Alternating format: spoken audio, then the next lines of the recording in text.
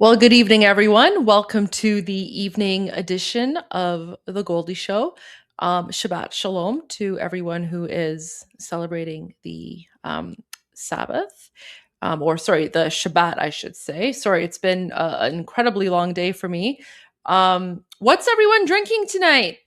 My poison tonight is, of course, bubbly, but tonight I have apple flavored bubbly. So that's what I'm drinking tonight. Let me know in the comments what you are drinking.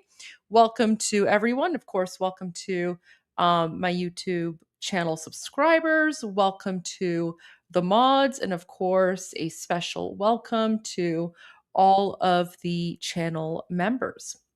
Great to see you all here. Thank you for joining me. So I just want to preface this by saying I am not a historian. So I can't really watch this documentary and fact check it because I'm not a historian. Like I have basic knowledge, basic general info about the Persian Empire and Cyrus the Great and what did or did not happen.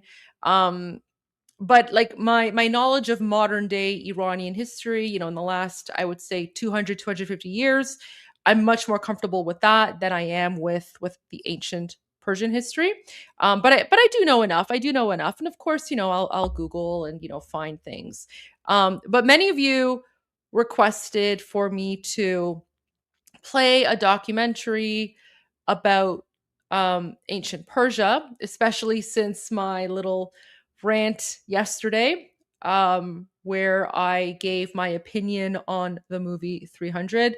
Again, like I only did that video because many of you have been asking me about my opinion on the movie 300. And I figured it's Christmas. I haven't looked at the news. I don't want to look at the news because I knew that if I look at the news, it's just going to be full of like jihad and Islamic terrorism and all that, nonsense. And I figured I'll give myself a day off. So that's why I did a post yesterday about 300. But there was surprisingly a lot of interest. There was a lot of interest, and people wanted to know more about ancient Persia and ancient Persian history. So that's why I decided that tonight, as something a little bit more chill, I will play a video about the ancient Persian Empire. And this is a learning opportunity for me as well.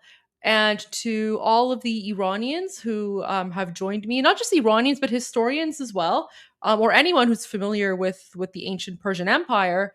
I'm also going to rely on you to help me out in the comments, and I'll be reading all of your thoughts and your opinions as well. So I found this video on YouTube. It's a video that was posted on a channel called History Time. This video was posted 5 years ago, and it has 4.7 million views. 4.7 million views. And it's entitled The Entire History of the Persian Achaemenid Empire. So from 550 until 330 BC. So basically, of course, I'm assuming it will begin with Cyrus the Great, the founder of the Persian Empire. And let's see where it goes. Let's see where it goes. So I'm just as excited as you are, and hopefully I picked a good one. I mean, either way, this video has almost 5 million views, so let's see what happens. Let's see what happens. And given all the nonsense we're dealing with in the world with Islamic terrorism and jihad, I figured this would be a lighthearted way to spend our Friday evening. So thank you, everyone. I hope I gave you enough time to grab a drink and get settled in. Again, tonight's bubbly flavor is apple. So there we go. Let's get started.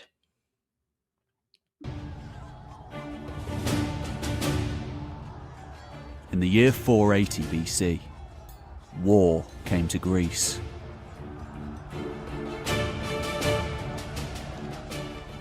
Not the usual squabbling between the regional powers. That myriad patchwork of Greek-speaking city-states, kingdoms and oligarchies strewn around the seashores of the eastern Mediterranean. No, this threat was something else entirely. Okay, so I'm seeing in the comments Tim Horn is saying that History Time is an amazing channel. I've watched their videos over the years. All right, Tim, no pressure, but you are endorsing this video, so if there's something about this video I don't like, I'm going to blame you, Tim. Just saying. No, I'm joking. But thank you for that. Appreciate that. A leviathan rolling in from the east. No doubt, many amongst the coalition raised to face this new threat must have cursed their cousins across the sea in Ionia for bringing down this fate upon them. The Ionian Greeks having rebelled against their new Near Eastern overlords more than a decade earlier, ushering in years of conflict in the process.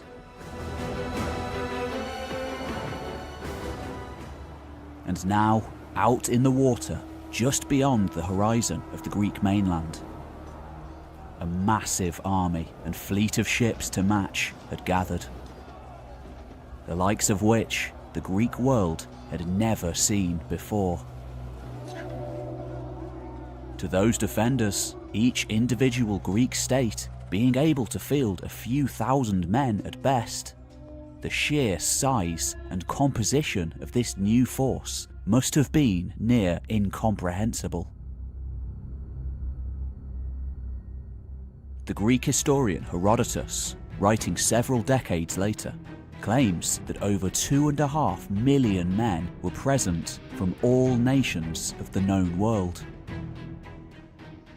Today, we simply don't know the actual size of the invasion force, though modern scholars tend to estimate the number closer to somewhere between around 100,000 and 200,000 men. Still a massive force. This was the Grand Army of the Achaemenid Persian Empire. Quite simply, the most powerful state that had ever existed in the history of the world. I just want to preface this by saying to all the Greeks and Romans, Italians in the chat, this is a pure love chat. This is we all know that in the past, whatever, but I have nothing but love and respect for Greeks and Italians, aka the Romans. So this is just a fun, informational thing. I love Greece. I love everything about Greece. I love Greek culture. I actually had an opportunity to visit Greece when I was younger. One of my best friends is Greek. So nothing but pure love for Greece and Rome. And actually, I've said this in my previous live streams, but we Iranians are actually very, very grateful to the Greeks and the Romans, because when the Arab Muslim invaders conquered Persia in 650 AD, they burned many of our libraries. And so part of the reason that we have a lot of knowledge about ancient Persia is because of Greek and Roman historians. So thank you to you guys for helping us keep our history alive, because otherwise, we would have no idea, because the Arab Muslim invaders burned all of our libraries. So all love for the Greeks and Romans. And in many respects, Herodotus was quite right. This force didn't consist of Persians alone, not by a long shot. To name a few, those present were Medes, Elamites, Babylonians, Phoenicians, Judeans, Egyptians, Bactrians, Scythians, Sogdians, Lydians, Cushites, even Indians from the far-off eastern edge of the known world. Together, these were the subjects of a colossal land empire, stretching from the deserts of Libya in the west to the Indus River Valley in the east, from the steppes of Central Asia in the north to at least the first cataract of the Nile in the south. Many of these contingents of soldiers fought on behalf of their own local rulers, the same elites who still governed their kinspeople at home. Yet, in truth, above all, there was only one king who really mattered. A king of kings, the Shahanshah, who sat on the Persian throne. Shahanshah. In 480 BC, that man was Xerxes, son of the mighty Darius the Great, one of the greatest administrators in history, and grandson of Cyrus the Great, the warrior lord who'd brought the world to its knees. For the Greeks, a literate society from whom most of our evidence on the Persians is derived, the situation looked bleak. So did you catch what he just said, where he said most of the evidence for the Persians comes from the Greeks?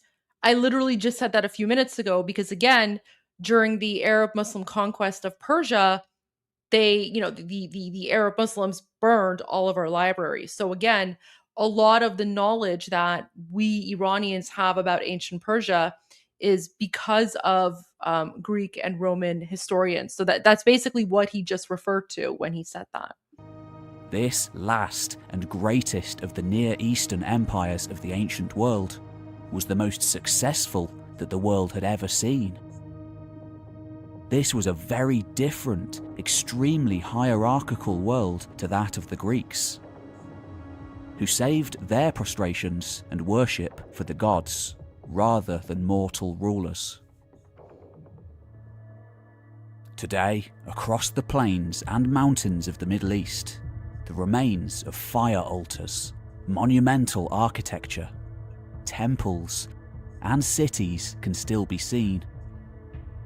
A testament to this long gone by age when all roads led to Persia. The Persians are thought to have worshipped deities of the natural world: water, fire, earth, and above all else, the sky.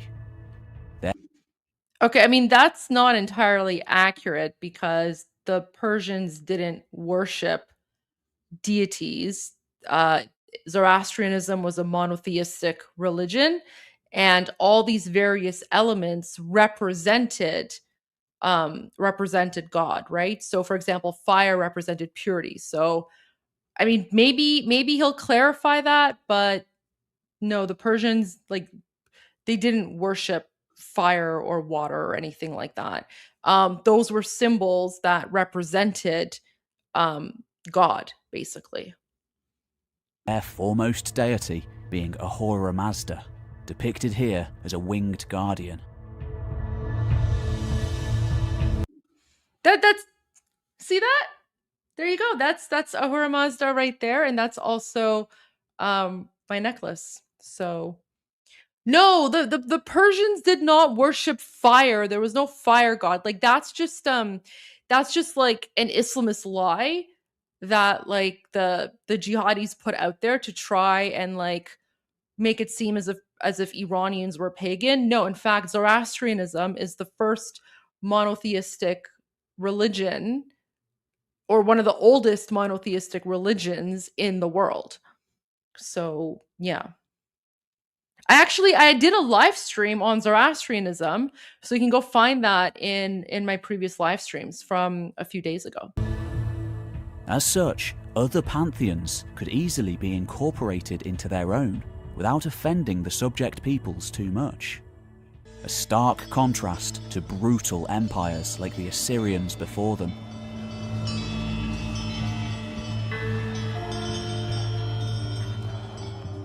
A policy which allowed them to absorb Greeks into their world fairly easily, specifically the city-states of the Ionian shore. absorbing them into the ever-growing empire under tributary status. The Persians' idea of subject peoples was different to most other empires, being particularly lenient, often allowing local rulers to carry on as before. Oh my gosh, no, this is not a submarine.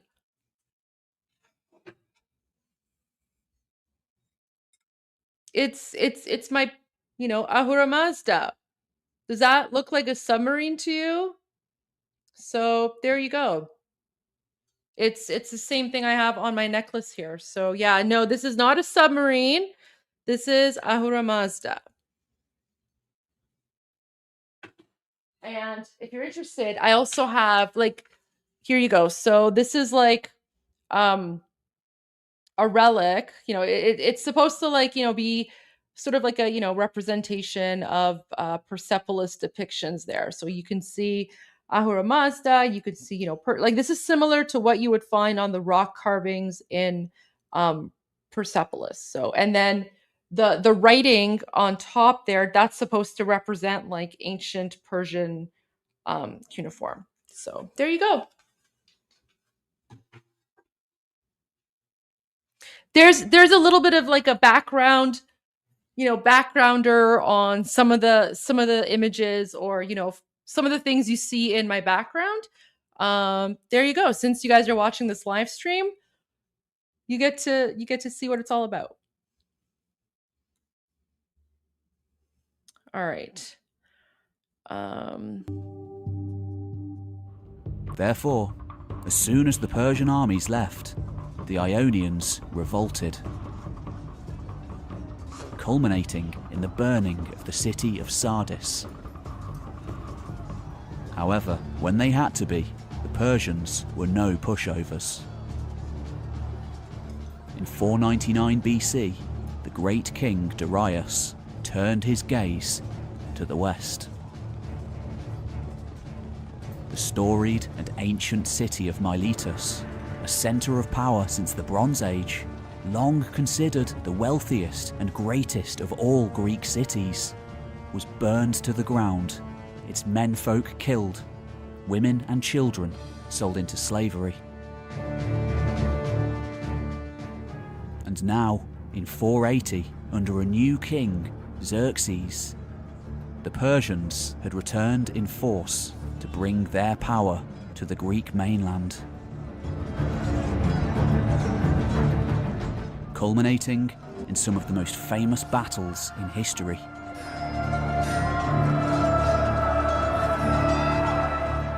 And yet, barely 80 years earlier, few outside of their homeland or the mountains of western Iran had even heard of the people known as the Persians. They didn't have the long and storied histories of other ancient peoples such as the Babylonians, Assyrians, Egyptians, or the several other groups who had ruled parts of the Near East before them. In truth, these were outsiders, whose distant ancestors, like the Greeks, had rolled off the Eurasian steppe atop war chariots to bring the world of the city builders to its knees. Though relative newcomers on the world stage, the impact of the Persians on the lands that they ruled would change the course of history forever. But who were the Persians? Where did they come from? And how did they build the greatest empire the world had ever seen? Let's go back to the time when Persia ruled the world. That's me, that's my people. Although technically I'm only half Persian. I'm also I can also trace my lineage back to Elam as well, because I was born there. We spoke about that in a previous live stream as well. So yeah.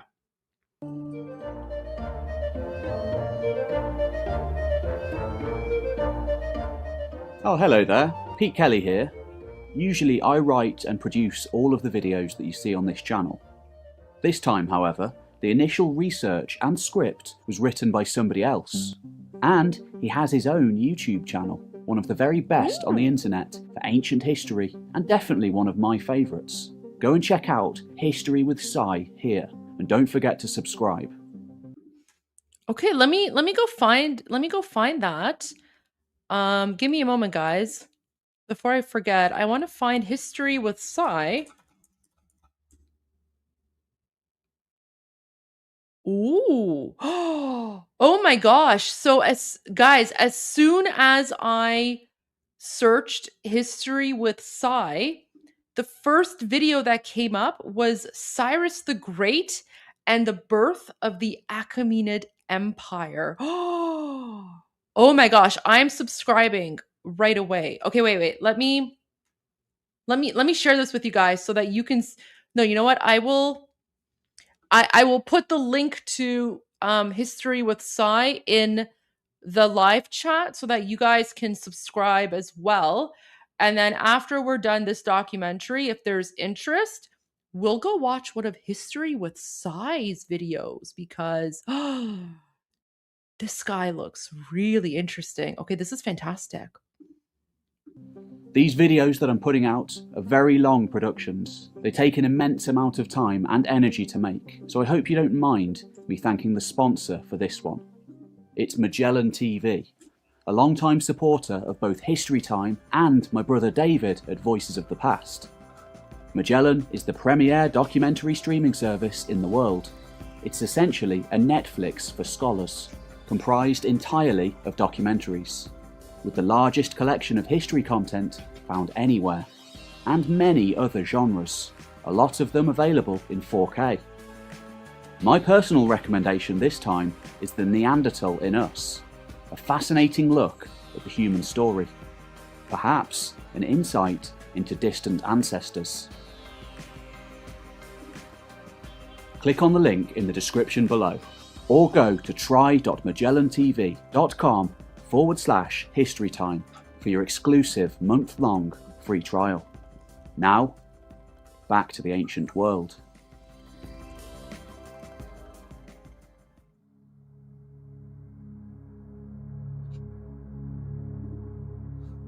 In order to really understand the history of the Persians, we must look far outside the traditional heartlands of the city builders of the Near East, to the outsiders on the periphery, lands with no writing and very little archaeology to go on.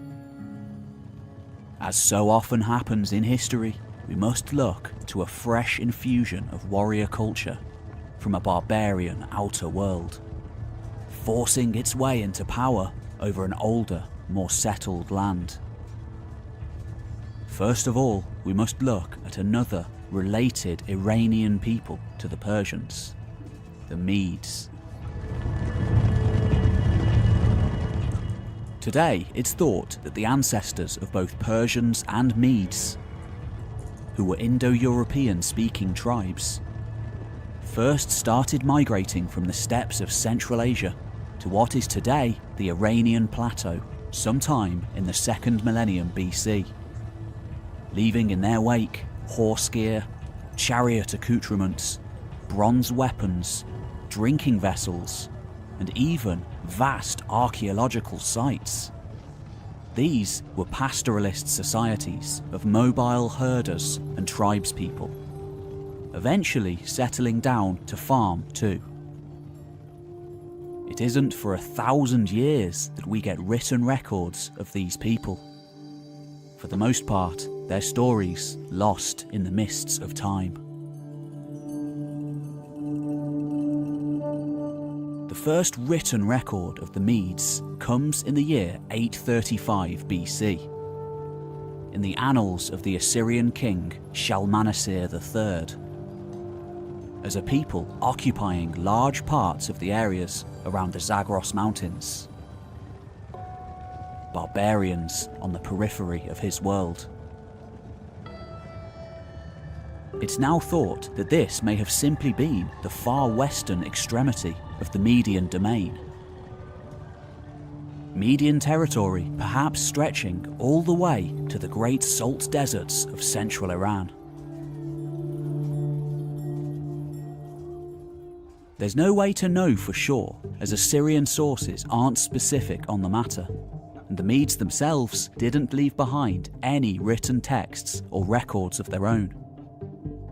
What is known is that several Assyrian kings after Shalmaneser also claim to have fought many campaigns against the restless Medes. So I'm seeing a few comments from people who are new to the live stream asking if this is a watch party. Yes. Sorry. So yes, I do my usual, daily show where I talk about politics and Islamic terrorism and jihad. That happens at 12 noon Eastern, Monday to Fridays. And then in the evenings, I generally just do like a chill watch party where I watch a documentary about, various topics. And instead of just watching it on my own, I'll live stream it so we can all watch together and comment. It's something I started doing a few months ago. There was interest in it, so that's why I've continued. And tonight, the topic is the ancient Persian Empire. So, welcome to the live stream. We're told that Assyrian forces would regularly march deep into the Zagros Mountains to subdue tribes of Medes, only to have them revolt the following year, forcing the Assyrians back in ever greater numbers.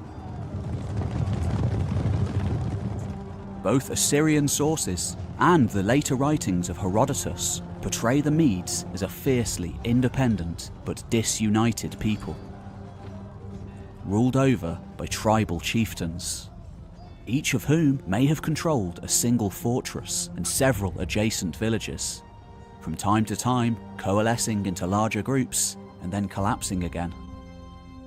Tradition has it that eventually the Medes grew tired of both Assyrian attacks and the general lawlessness throughout their land, and so they united together to form a single kingdom, perhaps having learned the art of statesmanship from their Assyrian and Elamite neighbours, much like Germanic tribes with the Roman Empire.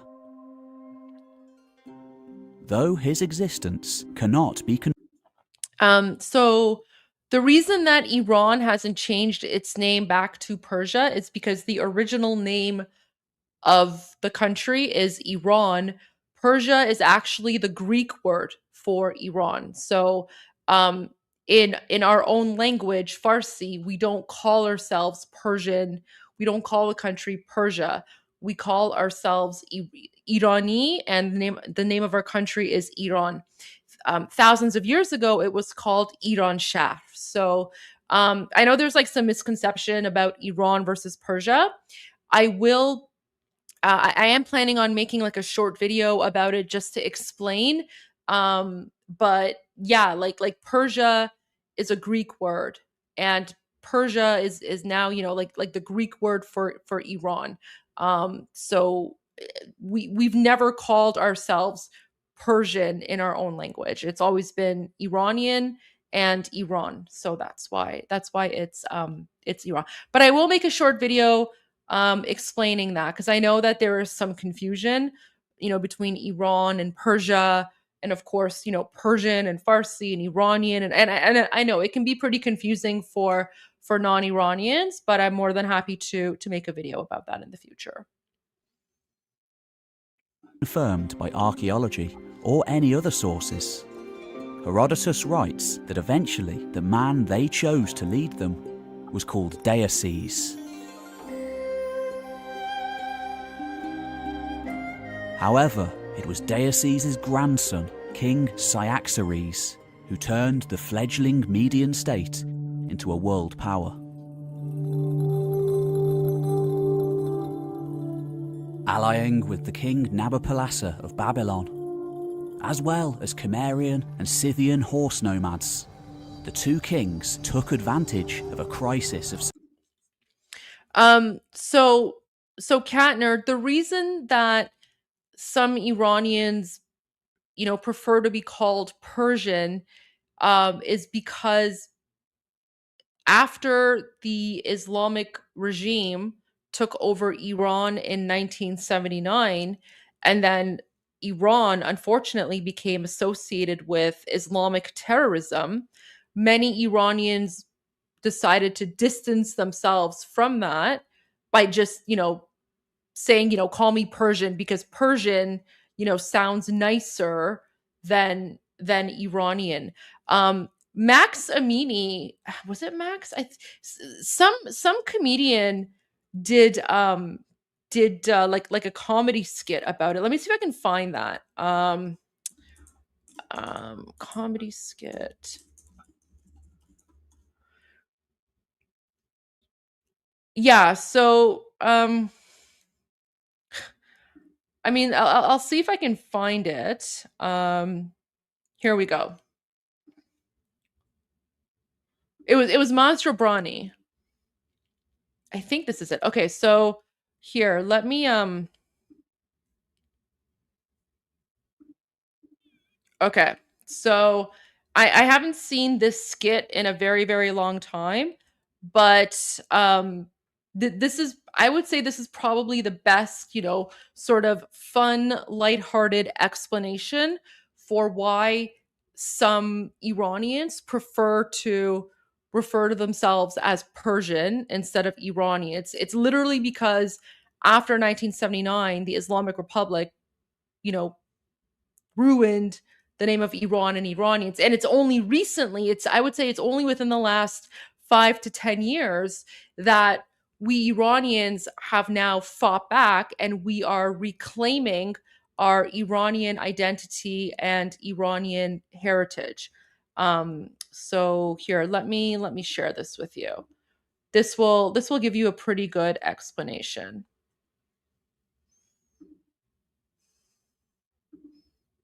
Here we go.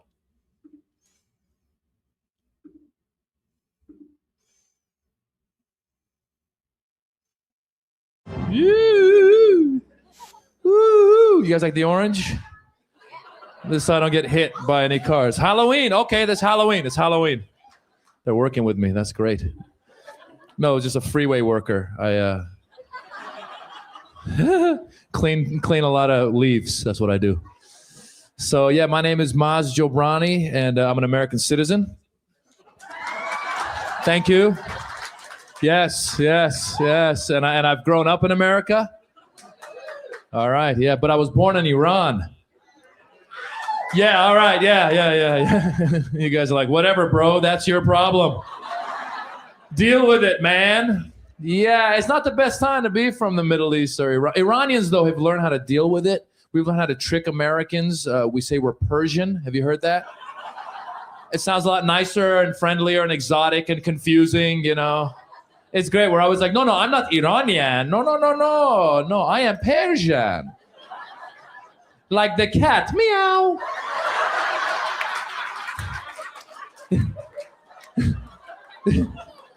I am the cat, meow.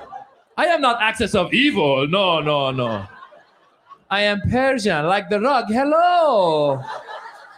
I am soft. You can lay down on me. I'm colorful and hand-woven. I'm Persian.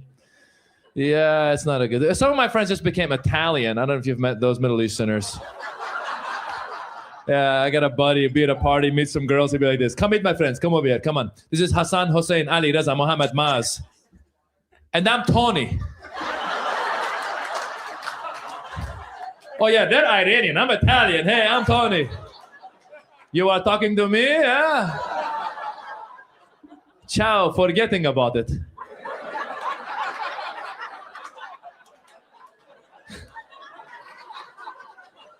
I forgot about it a long time ago, my friend.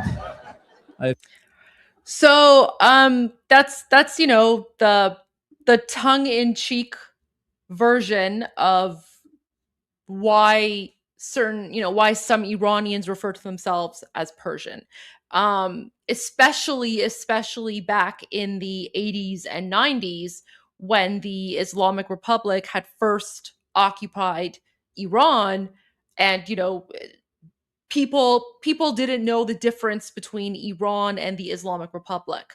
Thankfully, that has now changed, because of social media, because of people who have been speaking out, because of, His Royal Highness, King Reza Pahlavi II. If you watched my live stream earlier today, I shared his speech where he spoke about how, Iran was occupied in 1979 by the Islamic Republic, and then, they basically took over the country. So, but, in a nutshell, this, tongue-in-cheek comedy skit is the best, explanation as to why Iranians call themselves Persian. Although that's changing now. That's definitely changing for sure.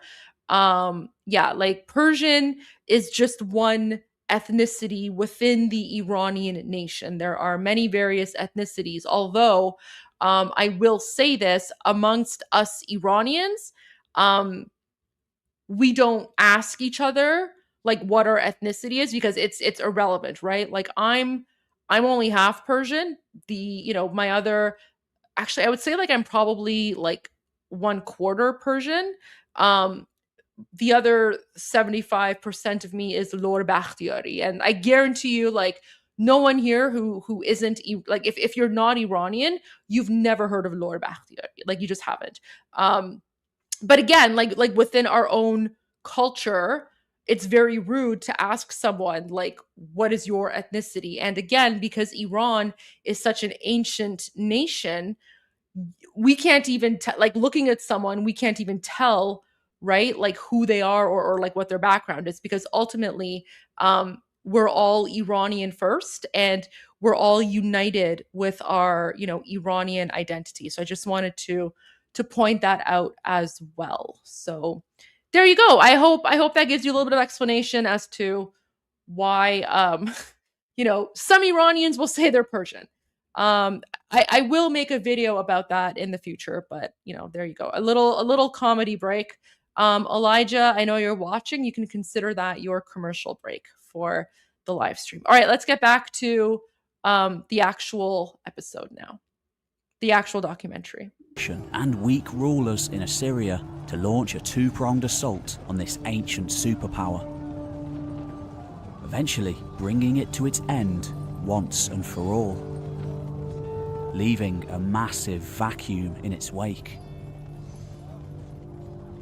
In the aftermath of the collapse of the Assyrian Empire, the two allies split the territories of this mighty empire amongst themselves, with the Babylonians taking most of Mesopotamia and the Levant, whereas the Medes took land in Anatolia all the way to the Halys River on the border with the Kingdom of Lydia. An ancient land that would eventually make its way into Greek legend. For 5 years, King Cyaxares and the Medes fought against King Alyattes and the Lydians, with neither side being able to gain the upper hand. Finally, apparently after a solar eclipse that was taken to be a sign the gods were displeased, the two sides made peace in 585 BC. The following year, Cyaxares died, and his son Astyages became king. Outside of Herodotus, there is little information about the reign of Astyages. Overall, though, it seems that the three most powerful kings of the ancient Near East at the time, Nebuchadnezzar of Babylon, Croesus of Lydia, and Astyages of Media, were at peace with one another. Though this would prove to be the calm before the storm. According to Herodotus, one of the Median king's vassals was the kingdom of Parsa, which the Greeks called Persia. Being a closely related Iranian people, the Persians had much in common with the Medes. They had similar customs, religion, and spoke a dialect of the same Indo-European language. It was perhaps for this reason that Astyages married his daughter Mandani to his vassal Cambyses of Persia. It was these two who would become the parents of arguably Persia's greatest ever king, Cyrus II, better known to history as Cyrus the Great.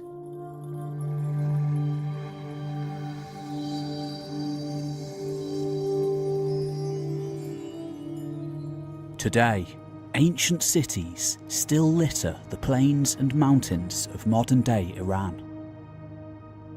Vast edifices and statues jutting out of the dusty ground. Leftovers from the slew of empires and kingdoms who once ruled this land in antiquity.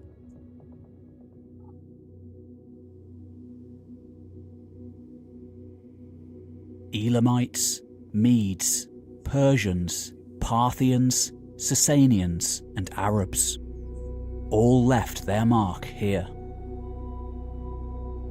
In order to get to the origins of the mightiest of all Persian kings, however, a figure still revered in the Middle East today, we must look to one of the oldest cities of all, to the rugged Zagros Mountains in the southwest of the country.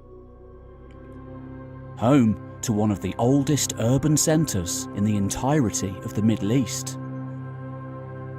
This is Anshan, firmly placed within the Elamite sphere of influence. That's where I'm from. I was born there. I was born in Ahvaz, which is like 60 kilometers from Chorazambia. Anyways, we'll get to that. I spoke about this in the previous live stream about ancient Persia. But yeah, like my ancestry and lineage literally can be traced back to Elam as well. A centre of power since the 4th millennium BC.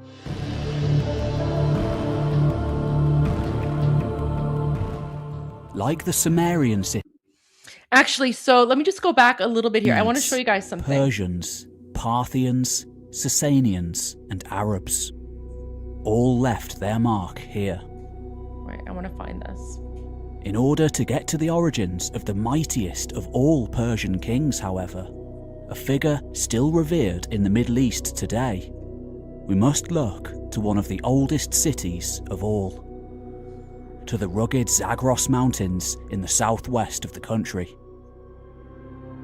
Home to one of the oldest urban centres in the entirety Wait of for the it. Middle East.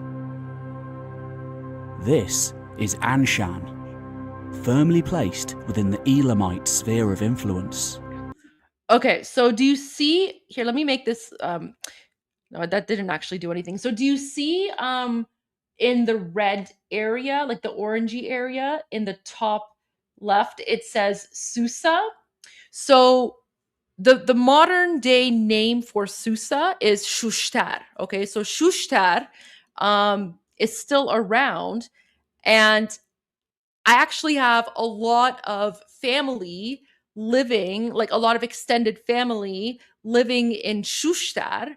I've actually visited Shushtar, and people in that area, they speak a dialect of Persian called Shushtari. So I can't speak it because I mean I grew up in Canada mostly, but I can understand Shushtari. And Shushtari is like one of the oldest dialects of Farsi. Here, let me show you some photos, guys, of Susa. Like when I say Susa is like thousands of years old, I'm not kidding. Here, let me pull up my Facebook album here from like 2010 because I visited it. Last time I visited Iran was 2010 before I became politically active. Of course, I haven't been back since then. Because if I went back, that would, be bad news for me. So here's like some ruins. You can see me like sitting there. This is like the ruins of like a tower or something in Susa. There's me again. So this is like an ancient watchtower. So this is like like thousands of years ago, the Elamites and then eventually the Persians, right? Like they would have like guards in these watchtowers. And they would just like watch over the land, right? So there's this, and then Well, that's my cousin. So then here you can see like more ruins. Okay, so these are all ruins in Susa, and you could just like walk amongst them, right? Again, so this is like the irrigation system from Susa, which is like thousands of years old. Like I think it's like Susa's 2,000 years old at least. Like modern day Susa, or Shushtar as we call it in Persian, is like thousands of years old. So here you can see you can see like all that there, and you can tell it's just like super old, right? And then here I am in like the underground like tunnels that were built. Again, like you can just tell like this, like you're literally walking through something that was built thousands of years ago, right? Yeah, so this is Susa. This is Susa. Let me see what else I can find here. Oh yeah, and then these are this is like the irrigate, like kind of like leading to the old irrigation system, right? You can kind of see these like built-in like tunnels here. You can see like more carvings there and stuff. So yeah, let's see what else I can find here. No, that's just like random photos. Oh, and then I just want to show you another really cool. So this is again the ruins from the Persian Empire in Elam. I shouldn't have done this, but I totally did. So I went through the barrier, and then I was like sitting on this ancient carving from the Persian Empire. So I shouldn't have done that, but I did. And yeah, so it's like you literally walk around any city in Iran, and you can find artifacts that are like thousands of years old, right? So here, like literally, like just pillars from the Persian Empire, just fallen over. This was at the museum. We actually went to the museum in Susa. Wait, what's this? Kacha Apadanai Darius. So I actually visited. So Darius. So in the documentary, when they talk about Darius, right? I actually visited Darius's palace. See, Apadana Palace for, well, they say Darius, but Darius is Darius. So this is all like close to where I was born, right? This is part of this is like I think this is part of his palace there. I don't know. I can't remember. Like talking a long time ago now. And yeah, so here you can see like so in that map where they're talking about Susa, I literally visited the Susa Museum, and these are all the photos that I took myself, right? So there you go, a little cool piece of history there for you guys. A center. Oh, I see some super chats. Sorry. Okay, so let me just respond. So, coffee. Well, you want me to get a coffee? I mean, I have my bubbly. I don't drink coffee in the evenings. I drink my sparkling water, and tonight it's apple, although I'm running low, so I have to get another one. Um, Learning language. Goldie, if you can take an interview from Yosef Haddad. I know Yosef Haddad very well. I'm actually good friends with his fiancee, Emily Schrader. Fun story. The night that I think it was the night that Sinwar was exterminated by the IDF. I was actually in Israel, and I actually met up with Emily and Yosef, and we partied in Tel Aviv, and we basically we're celebrating the extermination of Yahya Sinwar while I was in Israel. So I mean, I'm happy to reach out to him, but I mean, I already know him. He's a fantastic person. He does great work, but I will make a note of that for sure. Thank you for the suggestion. You guys, I know more people than you think. I'm just going to say this, just because I'm new to YouTube, and just because like I'm just starting my channel and my live streams, don't think I don't know people. I know more people than you think. Like this phone right here, my phone has more phone numbers than you can think. That's one of the benefits of having been a politician for, 10 years. So there you go. But I'll reach out to Yosef for sure. All right, let's continue the documentary. Of power since the 4th millennium BC.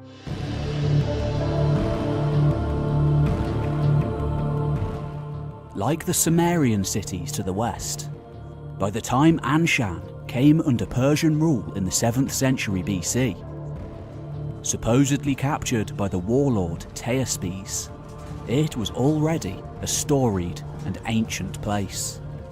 And soon enough, it would serve as the capital of a new, fledgling Persian state. For Xerxes was the great-grandfather of Cyrus, and as far as he was concerned, the progenitor of his royal house. Yet, nonetheless, this is a period steeped in the mists of time, with very little concrete evidence to go on. No, if someone was in jail, I can't get you out of jail. No. I've only used my powers for good, never for evil. So if you're in jail, you're on your own, sorry. There are many stories regarding Cyrus's birth and upbringing, most appearing to be more legend than fact. Indeed, many of these tales come from later Greek and Roman writers, such as Herodotus, Ctesias, Xenophon and Arrian, outsiders looking in. And they disagree on several of the major events and details of his life. For example, Herodotus writes that the last king of the Median Empire, Astyages, was Cyrus's grandfather, while Ctesias, a 5th century Greek writing at the Achaemenid court, claims that there wasn't actually any familial relationship between the two. What the accounts do agree on, as well as writing from neighbouring Babylonia, is that whether they were related or not, the young Cyrus, clearly an able politician and capable military leader, was able to overthrow Astyages by around 550 BC, becoming the king of a unified Persian Median state. According to the Greek geographer Strabo, it was on the site of his victory over the Medes that Cyrus established his new royal capital of Pasargadae, an especially important site for hundreds of years to come.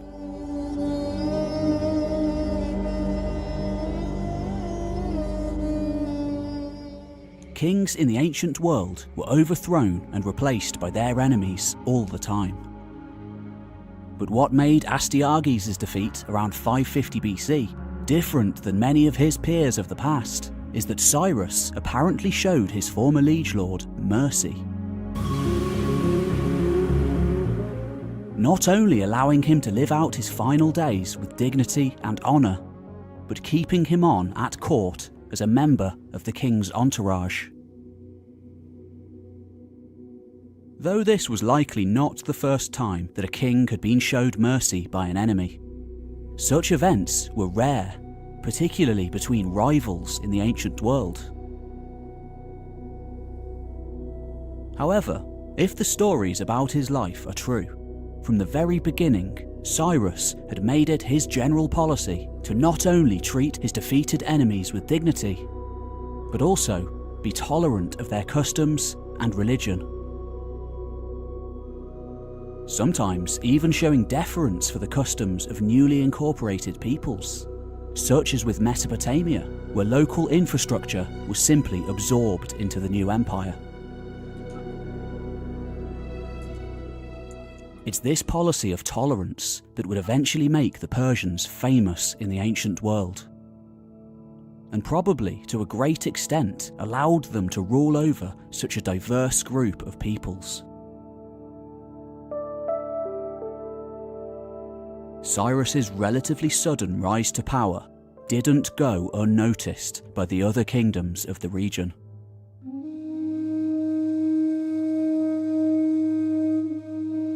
Especially the superpowers of Lydia and Babylon. Both had treaties with Media and Astyages, a respected king. not the Persian Cyrus, who they viewed as a usurper of the Median throne. The Lydian king Croesus, famous in future generations as an incomprehensibly wealthy ruler, confident after victories against the Greek city-states to his west, sought to put an end to the I see it as I see a number of you are asking about, what Iranians think of Greeks and what Greeks think of Iranians. I can tell you that Iranians and Greeks, it's all love. It's all love. Um, I would say, if anything, the fact that both of our civilizations are so ancient and, there's so much history, it's more of a source of pride. There's literally like no bad blood between Iranians and Greeks. Like it's all love, it's all support. I have a lot of Greek friends, a lot of Greek followers, and I love everything about Greece. And yeah, like it's kind of cool that like both of our civilizations are thousands of years old, and we share so much history. So I mean, obviously, like thousands of years ago, there were wars and stuff, but it's not like there's any hatred or anything like that. So I have nothing but respect for Greek people. Like it's all love. It's all love. The upstart empire now bordering him to the east.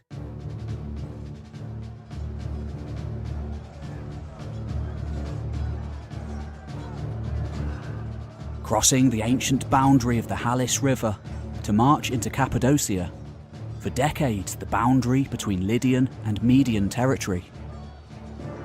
According to Herodotus, Croesus, renowned for his elite cavalry, confronted the Persians and Medes under Cyrus.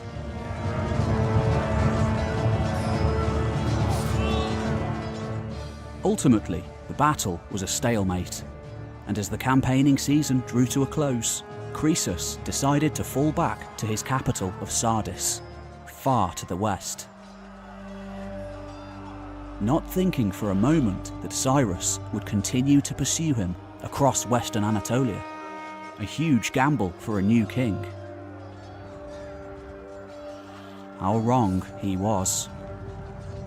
Not only did Cyrus pursue the Lydians, a campaign that could easily have cost him his life, but after a battle and a short siege at the Lydian capital, he succeeded in capturing and absorbing the entire kingdom as a new province in his empire.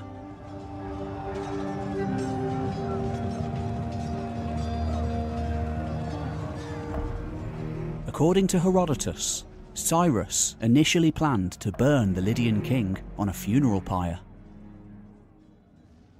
Other sources argue Croesus planned to burn himself. But ultimately, rains sent by the gods doused the fire. Instead of dying, this once proud king, like Astyages before him, apparently joined Cyrus's retinue, becoming one of his closest advisors.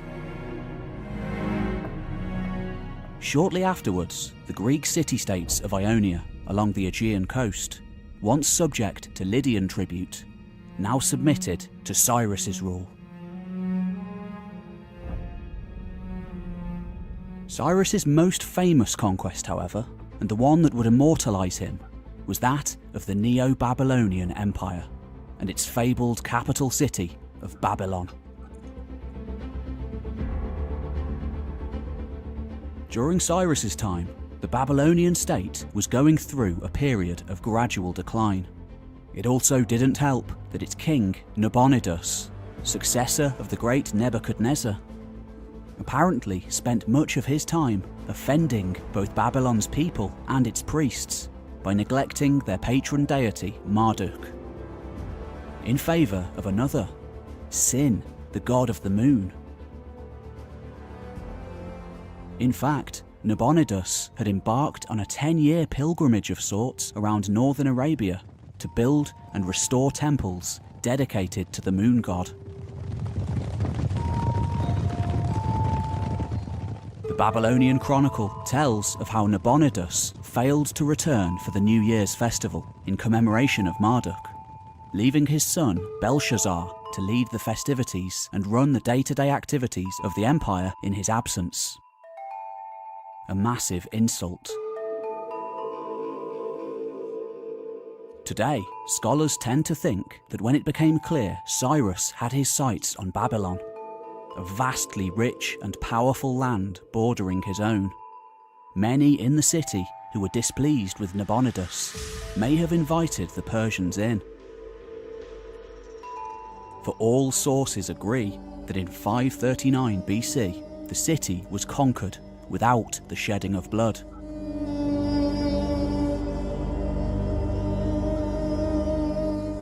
Just like his other conquests, Cyrus treated the citizens of Babylon with kindness and was tolerant of their religious practices, even masterfully portraying himself as Marduk's chosen representative, in direct opposition to Nabonidus.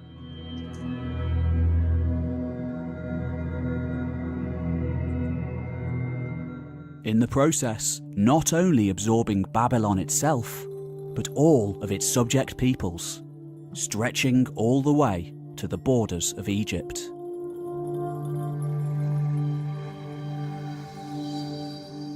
It was during this time that Cyrus famously freed the Jews, who had been exiled in Babylonia since the time of Nebuchadnezzar nearly 60 years prior, not only permitting them to return to their homeland, but helping to rebuild the Jewish temple in Jerusalem.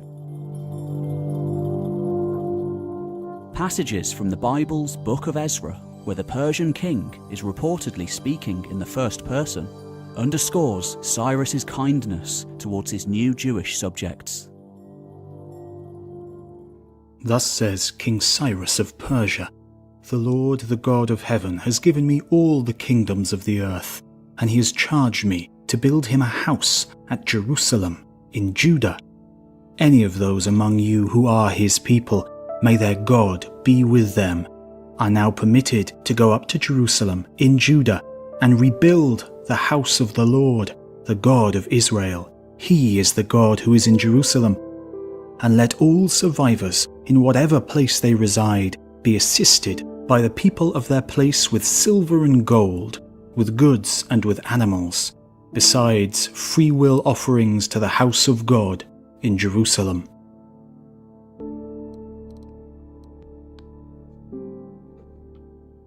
For centuries, such biblical passages, along with testaments to Cyrus's benevolent nature in Herodotus's histories and Xenophon's Cyropedia, were dismissed by many historians as being simply legends that were compiled decades, if not centuries, after the Persian king's death. Then, in 1879, a clay foundation cylinder with cuneiform writing on it was found amongst the ruins of ancient Babylon. You guys know what that is. That's the Cyrus cylinder. I just put it in the chat. When the text was deciphered, it revealed that the aforementioned texts may not have been legends after all. Written shortly after his conquest of Babylon, the text of the cylinder tells how Cyrus was the chosen agent of Marduk, sent to bring peace and justice to the land. Part of it, purporting to be in Cyrus's own words, states the following: "I am Cyrus, king of the universe, the great king, the powerful king, king of Babylon, king of Sumer and Akkad, king of the 4 quarters of the world. Son of Cambyses, the great king, king of the city of Anshan, descendant of Tespes, the great king, king of the city of Anshan.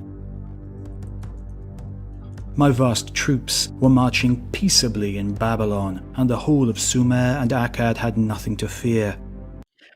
So someone in the chat, someone in the YouTube chat asked if the Cyrus cylinder is older than Islam. Yes, the Cyrus cylinder is, I think, over 1,000 years older than when Islam was invented. In fact, many things about the Persian Empire, Persian history, identity, culture, existed for thousands of years before Islam was invented. Even like one of our foods, qorme sabzi. Qorme sabzi is literally thousands of years older than when Islam was invented. So yeah, like the Persian Empire has been around for thousands of years. Yeah. I sought the safety of the city of Babylon and all its sanctuaries. As for the population of Babylon, I soothed their weariness. I freed them from their bonds. Marduk, the great lord, rejoiced at my good deeds.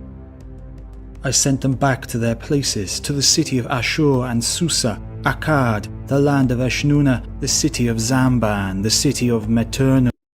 Did you hear how he mentioned Susa? Remember I showed you photos of me visiting Susa?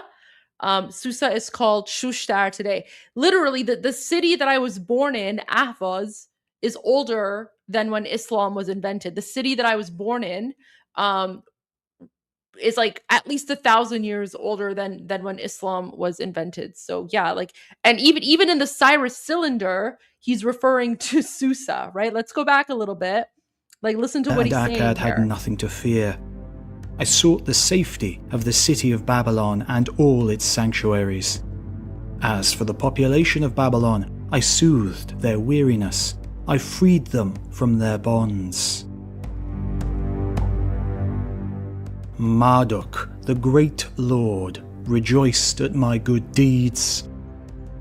I sent them back to their places, to the city of Ashur and Susa, Akkad, the land of Eshnuna, the city of Zamban, the city of Meternu, as far as the border of the land of Guti, the sanctuaries across the river Tigris, whose shrines had earlier become dilapidated, the gods who lived therein and made permanent sanctuaries for them. I collected together all of their people and returned them to their settlements. And the gods of the land of Sumer and Akkad, which Nabonidus, to the fury of the Lord of the gods, had brought into Shuana. At the command of Marduk, the great lord, I returned them unharmed to their cells, in the sanctuaries that make them happy.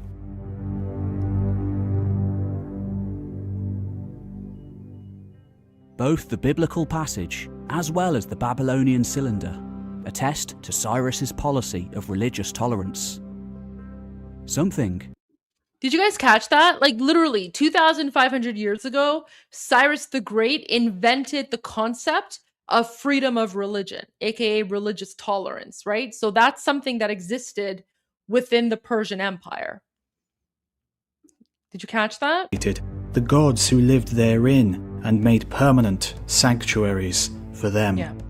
I mean, the entire concept of modern day human rights was inspired by the Cyrus cylinder and the Persian Empire. I collected together all of their people and returned them to their settlements. And the gods of the land of Sumer and Akkad, which Nabonidus, to the fury of the Lord of the gods, had brought into Shuana. At the command of Marduk, the great lord, I returned them unharmed to their cells, in the sanctuaries that make them happy.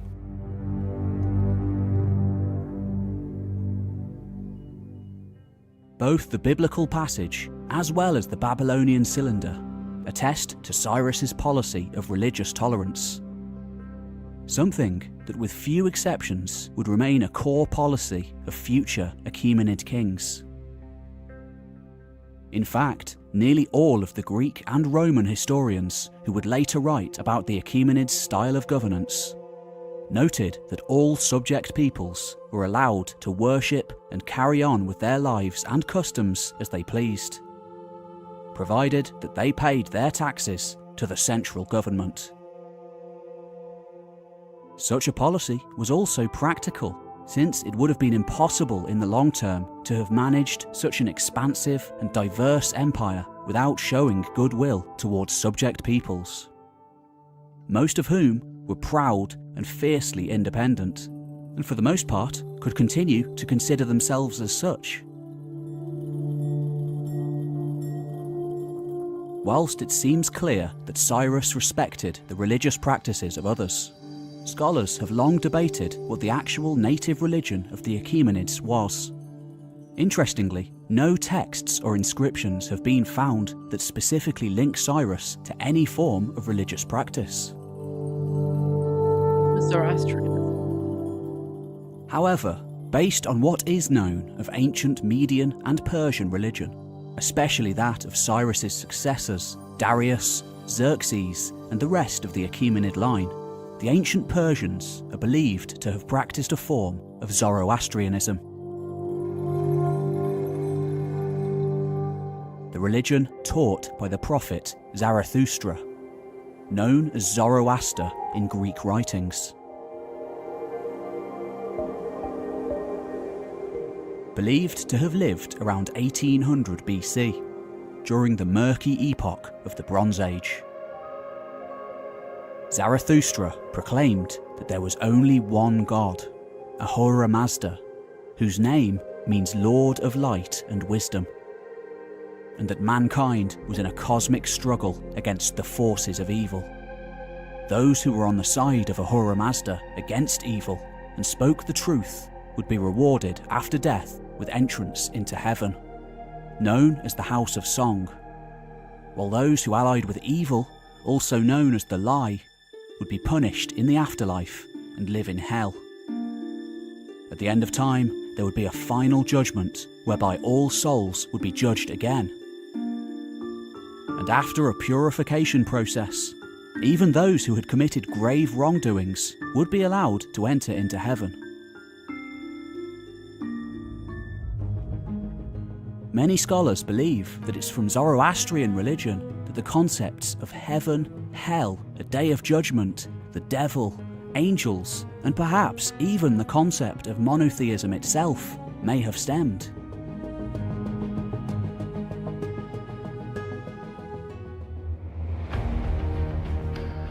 Towards the end of his reign, having achieved the greatest territorial expansion ever yet seen in history, Cyrus continued to expand his state, leaving his son and crown prince Cambyses as king in Babylon.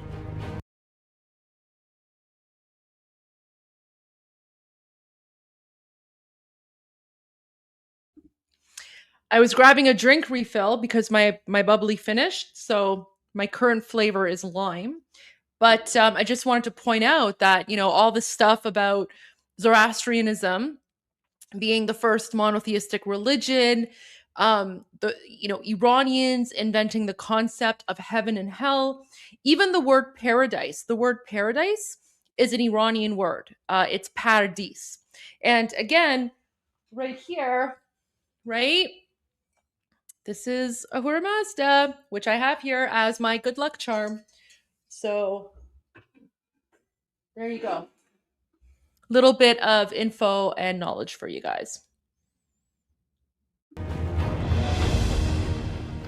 great king began conducting campaigns into what is now Central Asia, perhaps seeking to control the lucrative trade routes crisscrossing Eurasia, and also to protect his borders from outside attack, resulting in the incorporation of a number of eastern lands into his now ever-expanding state. He also had plans to conquer Egypt, though this was a dream that Cyrus himself was not able to achieve.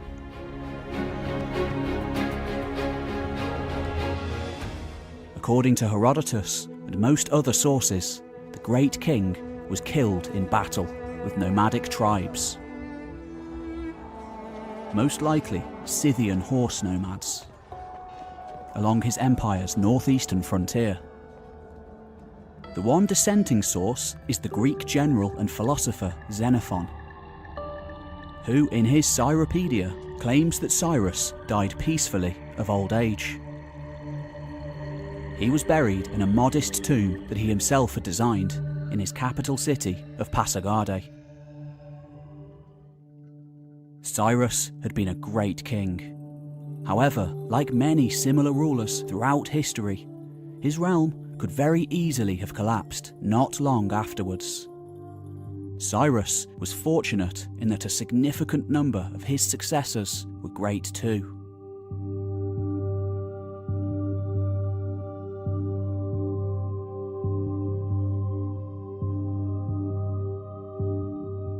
Near the city of Kermanshah in western Iran, a vast multilingual inscription and rock relief stand immobile on the landscape, dwarfing those who come to look at them.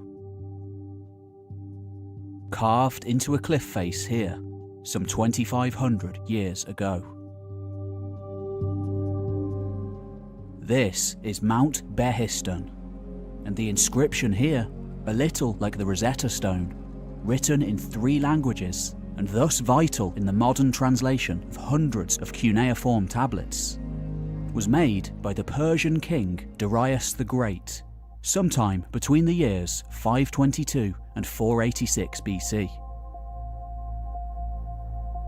Along with singing the deeds of the latest King of Kings, the inscription also gives the very first mention of the supposed patriarch of the royal family, Achaemenid, said by Darius to be the father of the Theaspes mentioned by Cyrus.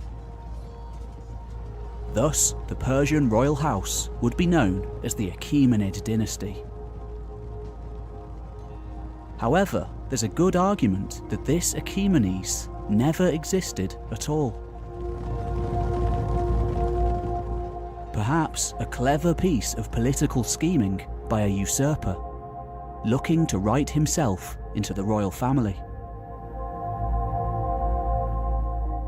Nevertheless, the name stuck, and Darius is regarded as one of the greatest of all Persian kings.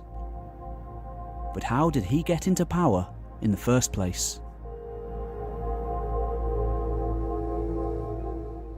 On Cyrus's death in 530 BC, it was his son Cambyses II who succeeded him, continuing his father's policy of expansion to annex the island of Cyprus, before turning his gaze toward Egypt. To the person who asked me why I'm wearing a wig, I'm wearing a wig because I'm a Mossad agent. So I wear the wig to hide my identity, right? Because like I can't let people know that I'm Mossad. So the wig helps to hide my Mossad identity. So, but you're good. You caught on. Like, oh my gosh, like you wow. You are definitely like a Mossad catcher, right? Like you were instantly able to tell that I have a wig. So good for you. Good for you. I hope Hamas is paying you well.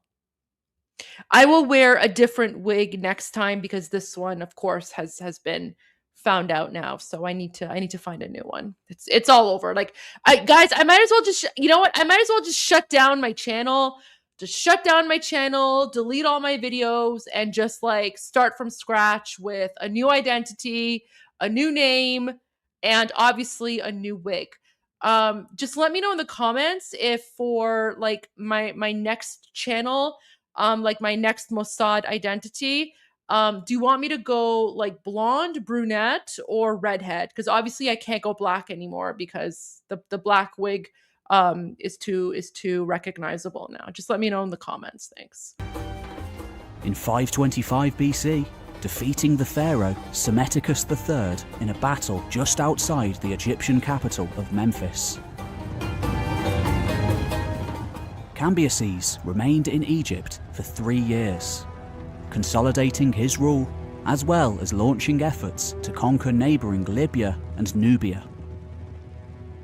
However, his absence from the Persian heartland caused a crisis. One that not only threatened his rule, but the Persian Empire itself. Some scholars call these events the crisis of 522 BC. Herodotus tells us that Cambyses went mad, furiously killing sacred animals all over Egypt. Though there is no other evidence for this, soon enough, Cambyses would be dead. The empire at very real risk of falling apart. Enter Darius the Great. The story of how Darius came to the throne is a fascinating one. The most well-known version being told in the Behistun inscription, commissioned by Darius himself, therefore espousing his view of the crisis and its resolution.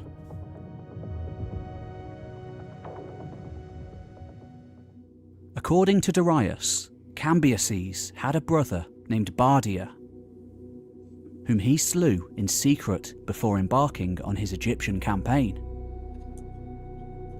We're not told the motive, but it's assumed that his reason was to prevent Bardia from possibly usurping the throne in Cambyses' absence. However, while Cambyses was in Egypt, a man named Gaumata, who was a Bardia lookalike, took the throne. Gaumata was able to do this because he covered his tracks by slaying many of Bardia's close associates, while also terrifying the people. Nevertheless, Darius, with the help of a handful of chosen men, 6 of whom are specifically mentioned, was able to kill the usurper Gaumata, after which Darius, a self-proclaimed relative of Cambyses and Cyrus, was chosen as the new king.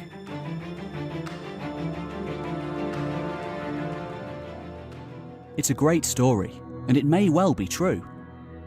However, it's just as likely that the cunning Darius, perhaps no relation at all. Oh, I just want to say something really quickly. So, what's really funny to me is all the trolls who claim that I'm paid by AIPAC. AIPAC is an American lobby group. I'm literally Canadian. So why would AIPAC pay a Canadian, right? Like, this is how stupid and low IQ they are. That's why I just ignore the AIPAC stuff, because I'm like, this is just so stupid. Like, I'm literally Canadian. Like, I have nothing to do with AIPAC or anything like that. But yeah, it's the same arguments no matter, like, it just shows how low IQ these people are, right? So anyways, I'm glad you guys are enjoying the live stream. I'm certainly enjoying it, and I'm not banned from entering the US. I've actually visited the US several times. I'm not banned. I'm a Canadian citizen, so I wouldn't be banned from entering the US. I go all the time. I love the US. To the royal family, simply killed Bardia before ascending the throne and creating an elaborate story to justify his actions. Maybe even creating a common ancestor to link him to the royal house. Whatever the truth, the Achaemenid dynasty was born. And every king to follow would be a descendant of Darius, whether or not they were related to Cyrus. Of course, when he assumed command, Darius had an especially difficult task ahead of him. Imposter kings and rebels now sitting on thrones all over the realm. In Elam, Media, Babylonia, and elsewhere. Apparently an extremely capable military commander, perhaps belying his true identity as a general. Darius claims that with his allies, he was able to put down every single rebellion, being victorious in 19 battles, all within the space of a single year. Finally, by 522 BC, after restoring order, Darius became the rightful Shahanshah, or King of Kings. Or there was nobody left to argue with him. Herodotus also tells a similar, though more dramatic tale, which was probably based off of Darius' story to begin with. In his account, he calls Bardia Smerdis. Darius' story is hotly debated amongst scholars, many of whom simply believe it to be an outright fabrication concocted by the king himself to cover the fact that he was a usurper.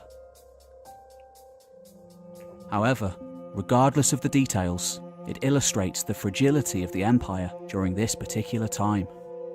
Without a strong king, it would simply fall apart. Fighting so hard to keep the empire together, Darius was determined to do whatever it took. Continuing many of the policies of Cyrus, he formally divided the empire into provinces called satrapies, appointing each with a hand-picked governor.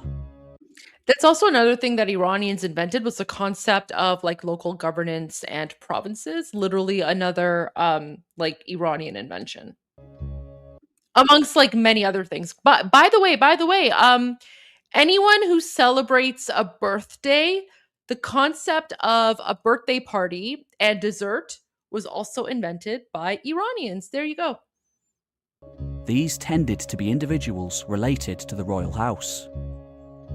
Areas retained autonomy and were, to a certain extent, self-sufficient kingdoms. To further foster the territorial integrity of the empire, Darius commissioned several large construction projects, including a vast network of roads and highways, one of which would be known as the Royal Road. This highway started... Okay, so we have a super chat. Oh my gosh, guys. We're doing so good. Are things gonna get spicy on a Friday night now? We've been going for an hour and a half, and things have been pretty good. I know there's a lot of trolls in the chat. You know what's really interesting? Like, I'm literally playing a documentary about ancient Iran. It has nothing to do with modern day politics, nothing to do with Islam or anything like that. And yet there's so many like jihadi trolls in the chat. Isn't that weird? Isn't that weird how they're getting so like threatened? So, I mean, all right. I mean, people are responding. So here we go. So Batman says, trolls mad because of what Al Zut did to Momo. I actually don't know the full. Actually, no, I do know the full story of Al Zut. I know you guys have asked me to play it. You know, I think Raymond Ibrahim has actually done like an episode or a podcast or a show or something on Al Zut. So, I mean, if the trolls keep up, maybe I'll look into that. But right now, I'm just like, I'm enjoying Iranian history, ancient Persian history.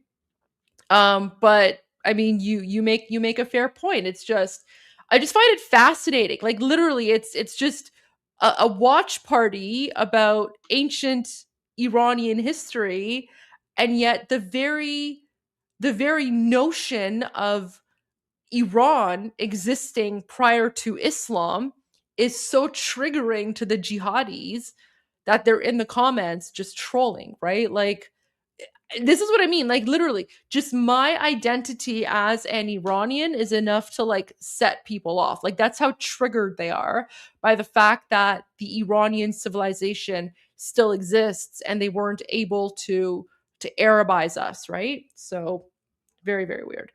Annie, hello from South Africa.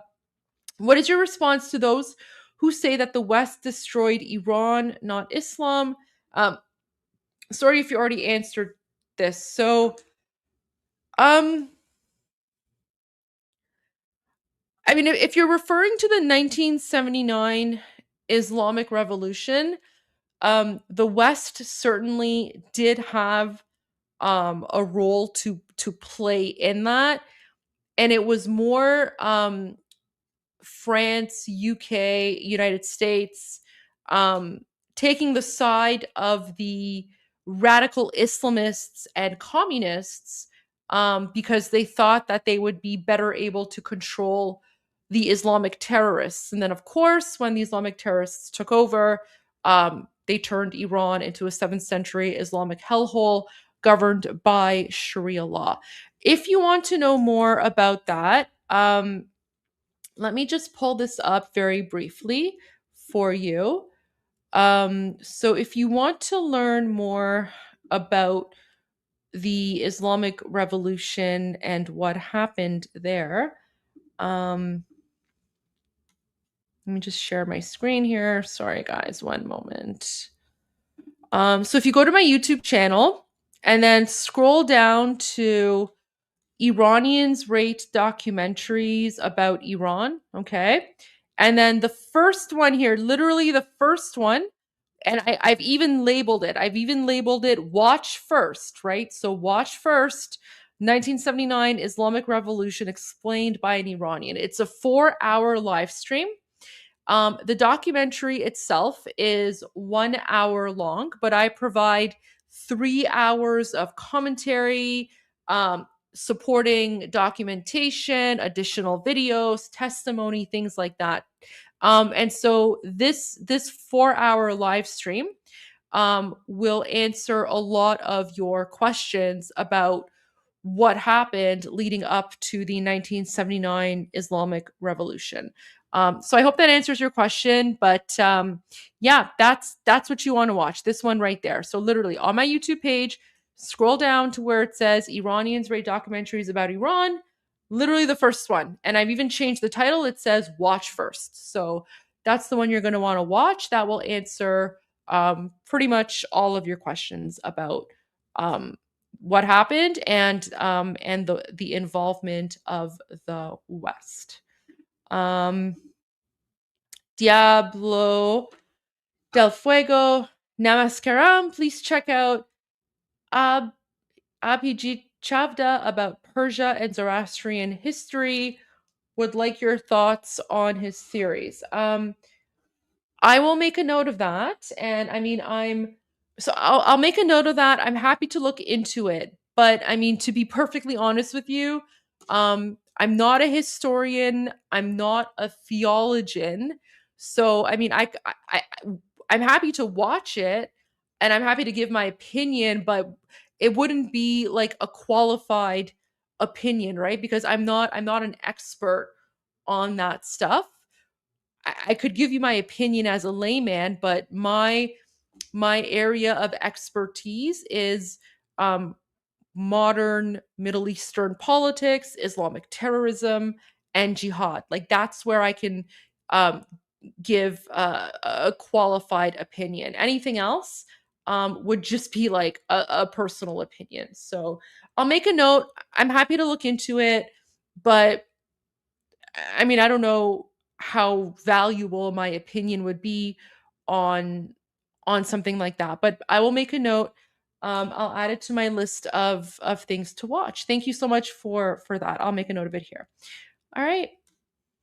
Oh, we have a super sticker from Kieran. Thank you so much for the super sticker and your support. Appreciate that. I hope you are enjoying the live stream. And let's get back to our documentary now. Thank you, everyone. The city of Susa in southwestern Iran. All right, let me just go back a little bit because we kind of missed that part there. Regardless of the details, it illustrates the fragility of the empire during this particular time. Without a strong king, it would simply fall apart. Fighting so hard to keep the empire together, Darius was determined to do whatever it took. Continuing many of the policies of Cyrus, he formally divided the empire into provinces called satrapies, appointing each with a hand-picked governor. These tended to be individuals related to the royal house. Areas retained autonomy and were to a certain extent self-sufficient kingdoms. To further foster the territorial integrity of the empire, Darius commissioned several large construction projects, including a vast network of roads and highways, one of which would be known as the Royal Road. This highway started in the city of Susa in southwestern Iran, extending all the way to the city of Sardis in western Anatolia, not too far from the Aegean Sea. Darius also ordered the building of a canal between the Red Sea and the Nile, a forerunner of the modern-day Suez Canal. Like Sargon the Great of the Akkadian Empire, or Ashurnasirpal of Assyria, Darius also built a new capital city to reflect his greatness as a king. Known around the world by its Greek name. Okay, so another comment.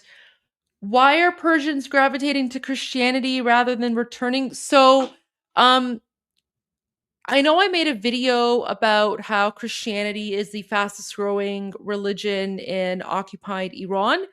I did that only because it's around Christmas time, and so I wanted to focus on, the Christian theme, and also give a shout out to the Iranian Christians who are being persecuted. Zoroastrianism is the second fastest growing religion in occupied Iran, but on top of that, the vast majority of Iranians, like I would say somewhere like maybe like even like 40 to 50% of Iranians are actually agnostic or atheist. So they don't officially prescribe to one religion or another. However, having said that, these Iranians who are agnostic or atheist, they still gravitate towards Zoroastrianism because Iranian culture is ingrained in Zoroastrianism. So you will find a lot of Iranians who wouldn't call themselves practicing Zoroastrian, but they would identify as secular, like secular Zoroastrian, right? So like they wear the Farvahar symbol, they celebrate all Zoroastrian celebrations, and they take pride in Zoroastrian imagery because the Zoroastrian identity is tied to the Iranian identity, basically, right? Like, as you can see, like, even like 2,000, 3,000 years ago, right? It was all about Zoroastrianism. So that's why I say Christianity, and this is according to statistics as well. Christianity is the fastest growing religion. Zoroastrianism is the second fastest growing religion. However, like half of Iranians who are just, done with religion, they still identify with the core principles of Zoroastrianism, even though they wouldn't consider themselves like practicing Zoroastrian. So I will be making a video about that in the future. I'm actually working on making a whole series of videos about religion in Iran. So I've spoken about Christianity. I'm gonna make one about Zoroastrianism. I'm gonna make one about the Baha'is. I haven't even spoken about the Baha'is yet and how the Baha'is are heavily persecuted, right? I'm going to make one about Iranian Jews. I'm going to make one about Iranian Muslims. So I'm working on that series. But yes, Zoroastrianism is a very, very integral part of our Iranian identity and culture. And we are going through an Iranian national revival. So I have a feeling that Zoroastrianism is going to be making a huge comeback, especially after Iran is freed from the Islamic dictatorship. I hope that answers your question. Thank you so much.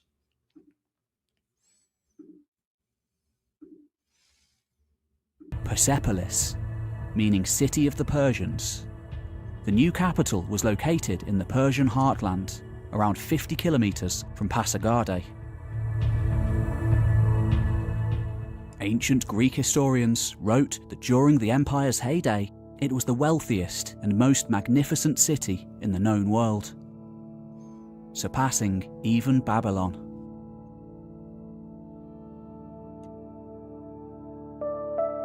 Finally, with order restored throughout the realm, Darius launched new military campaigns to expand the empire's borders, including new lands in Central Asia and territories in the east up to the Indus River in what is now Pakistan.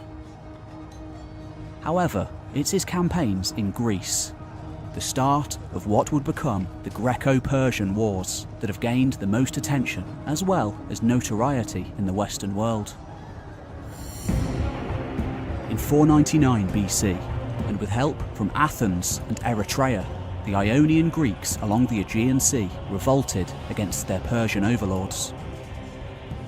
The rebels made it as far as the city of Sardis, former capital of the Lydian kingdom, which they sacked and burned. It was a short-lived victory, however, and by 493, the rebellion was crushed. In order to prevent future attacks from the Greek mainland, Darius launched a campaign to punish Athens, Eritrea, and any other troublemakers. In 492 BC, a Persian force seized Thrace and Macedonia, but aborted the attack on Athens due to bad weather conditions and hostile local tribes. By 490, however, the Persians crossed the Aegean Sea, capturing several islands before landing on the mainland. There, they were defeated by Greek forces on the plains of Marathon.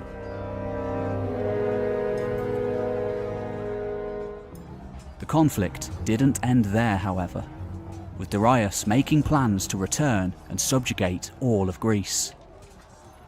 Though this wouldn't happen during his lifetime, as he died 4 years later. At his death, the Persian Empire was at its very height in terms of power and territory. The task of punishing Greece would fall to his son and successor, Xerxes.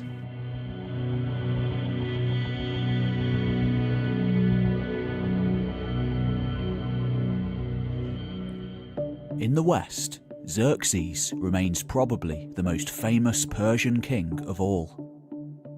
Immortalized, but also vandalized by his role in the Greco-Persian Wars. Most notably, his defeat of the 300 Spartans at the Battle of Thermopylae, portrayed most recently by the Hollywood movie 300. Oh, I can't believe, oh my gosh. Oh, I hate that movie. I hate that movie. Guys, I don't hate the movie because the Persians lost. Like, obviously not. I hate the movie because they make my ancestors look like, you know, bald, demonic, like pierced ogre people from like Lord of the Rings, right?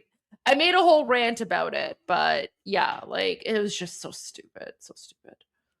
Complete historical revisionism as well, but yeah. So stupid. In Persia, Xerxes was remembered as great, second only to Cyrus and Darius. It goes without saying that Greek society was a very different one to that of the Persians, a people who favoured oral tradition over the written word, much of which has either been lost or distorted over time. Therefore, for the most part, when it comes to Xerxes, ruling over the greatest empire in the world at its very height, the story is told from his enemy's point of view. Yet, because these sources do exist, we can arrive at a picture of his life. Oh my gosh! Galatheos, how do you think they made my ancestors look like? Warriors in bikinis. Oh my gosh. I mean, yeah, jeez. It's it's rough. It's rough. It's rough. but see, this is what Xerxes. Oh my gosh, this is. I haven't even seen this documentary, guys, and this is literally the same photo, the same image that I used in my rant about 300 yesterday. I literally used this photo, and I was like, "This is probably what he looked like." Nonetheless.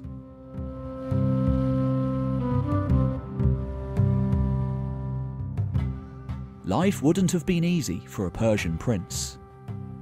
Raised by eunuchs at 8. Oh, did you see that? Guys, wait, where'd it go? Wait. Where's that? Life wouldn't have been. That's what I was sitting on. Remember, guys? I showed you that photo earlier from my Facebook page. Remember when I was visiting Susa, and then I snuck behind the barricade and I sat on that. Remember? Here, let me pull it up again. Ooh, I shouldn't have done that. Like, I should not have done that. But here, let me show this. So you see that what's paused on the screen right now?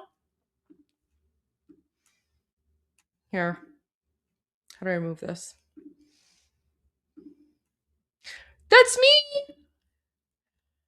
That's me sitting on the exact same thing, except here, like this version is broken, right? But yeah, that's the statue that you're seeing in the For movie. a Persian prince. Raised by eunuchs, at age 7, according to a later Greek source, Xerxes would have been taught to ride and hunt. At age 14, his teaching would begin, instructing him to be wise, just, prudent, and brave. Finally, by age 16, 10 years of national service would begin, with an emphasis on archery, javelin throwing, competing for prizes, and hunting. Then, finally, an official military career would begin, for some 25 years to come. After which came elevation to the status of elder and advisor to the king. By no means guaranteed the throne, this life would continue unless disrupted by the death of a king. Such as happened in 486 BC, when Darius finally passed away in the midst of preparations for a new war against Egypt. But not before naming Xerxes as his heir. But this didn't necessarily mean a smooth transition, for another claimed the throne too. Xerxes had the right pedigree for sure, his mother being Atossa, a daughter of Cyrus the Great. Yet the eldest prince was his half-brother Artobazan, born of a commoner.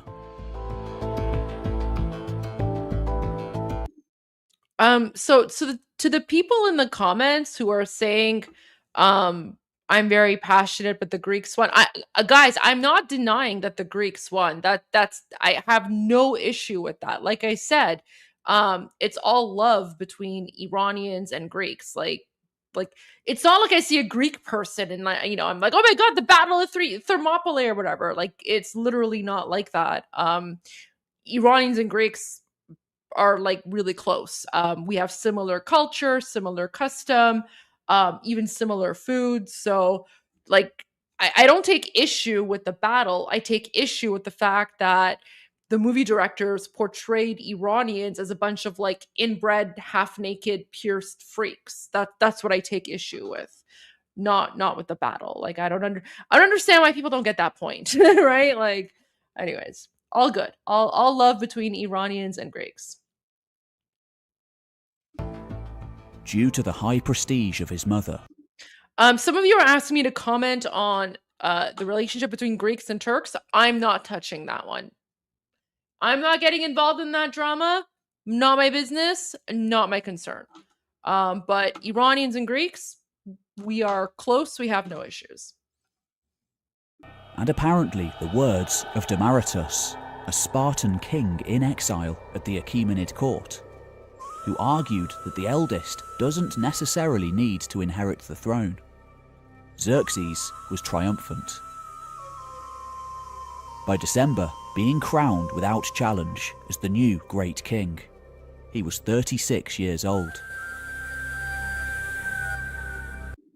Oh, someone commented in the chat that they're Armenian. Iranians, we also love Armenians. We have a lot of Armenians in Iran. Actually, during the Armenian genocide, many Armenians fled and sought refuge and safety in Iran. That was before, of course, the Islamic dictatorship took over. So nothing but love for Armenians. Again, like nothing but love for all people. Turks, Armenians, Greeks. For me, I love all people. I respect all people. whenever I take issue with something, I take issue with a government policy or decision, right? Like even when I speak about the Islamic Republic, I'm not hating on Iran. I'm not hating on Iranians because I make a distinction between the government and the government policies versus the people. And that's the same thing with all people from all various countries. I love all people from all countries. And that's why I make it very clear that I'm only speaking about government policies, government decisions, right? And I think sometimes people don't make that distinction. And I think that's where the confusion comes in, right? And I think it's really important for us as, we're all human. We should always make that distinction between government policy or, the decisions of a government versus the people itself. So yeah. I see a starred comment here. Tin Lee, funny how people gloat about Spartans beating Persians, then the next Greek war, they allied. Yeah, you're absolutely right. I mean, literally, I think it was like 3 years later, so 3 years after the Battle of Thermopylae, the Spartans and Persians made an alliance, and you're right, they kicked the crap out of Athens. So again, like I don't get into these things. For me, it's all love. But you make a very good point. And, I guess this is why history is important because, people want to make a comment, but then they literally don't know what happened 3 years later. So yeah, that's a very good point there. I definitely agree with that. He had the bloodline and all the prestige that came with it. But it remains to be seen whether he'd be a capable ruler like his father and grandfather. Xerxes' first challenge as king was to put down rebellions in Egypt and Babylon, both of which he was able to accomplish. And once peace had been restored in those restless provinces, he too, like his father before him, made preparations for an invasion of Greece. By 480, the great king amassed a gigantic army, very possibly over 100,000 men, and invaded the mainland, seizing Thessaly, Macedonia, and other parts of northern Greece. Spartan forces, elite warriors who'd trained their entire lives for war, by now allied with the Athenians, were able to halt the Persian advance at the pass of Thermopylae.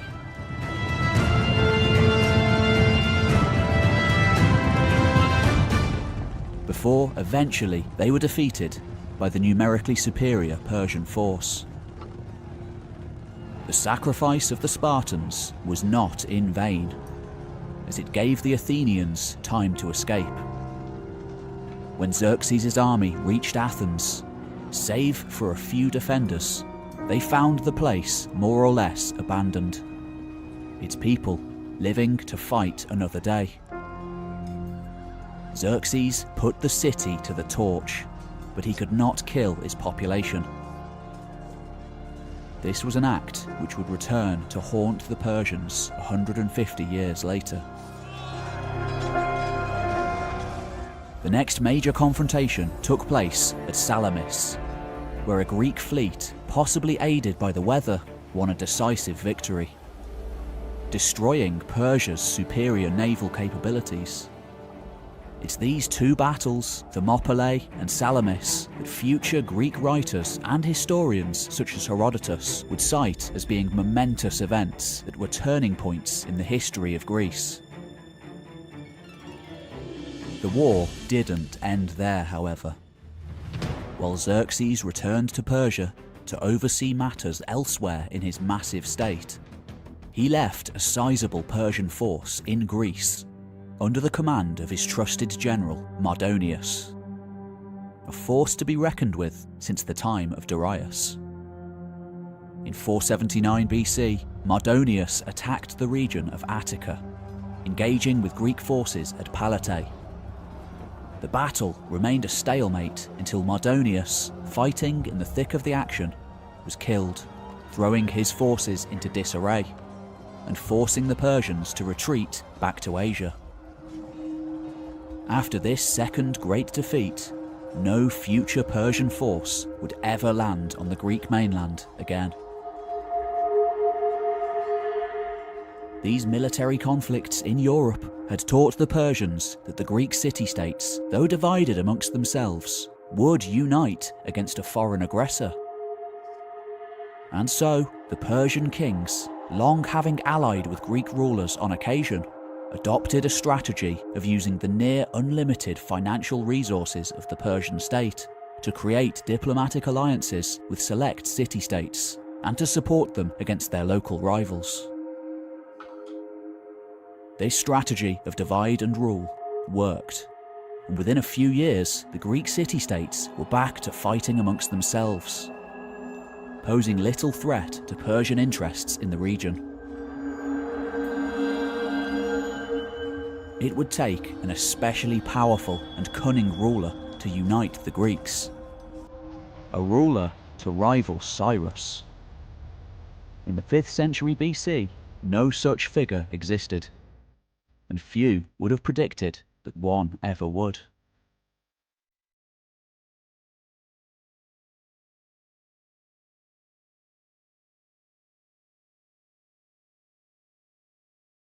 Despite his defeats in Greece, Xerxes' nearly 20 years of rule is still regarded as a golden age.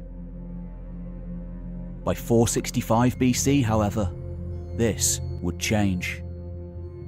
According to the later Greek historian Diodorus Siculus, Xerxes was assassinated by the man closest to him, the captain of his royal guard, Artabanus, seemingly in order to gain more power and influence through Xerxes' successor, Artaxerxes.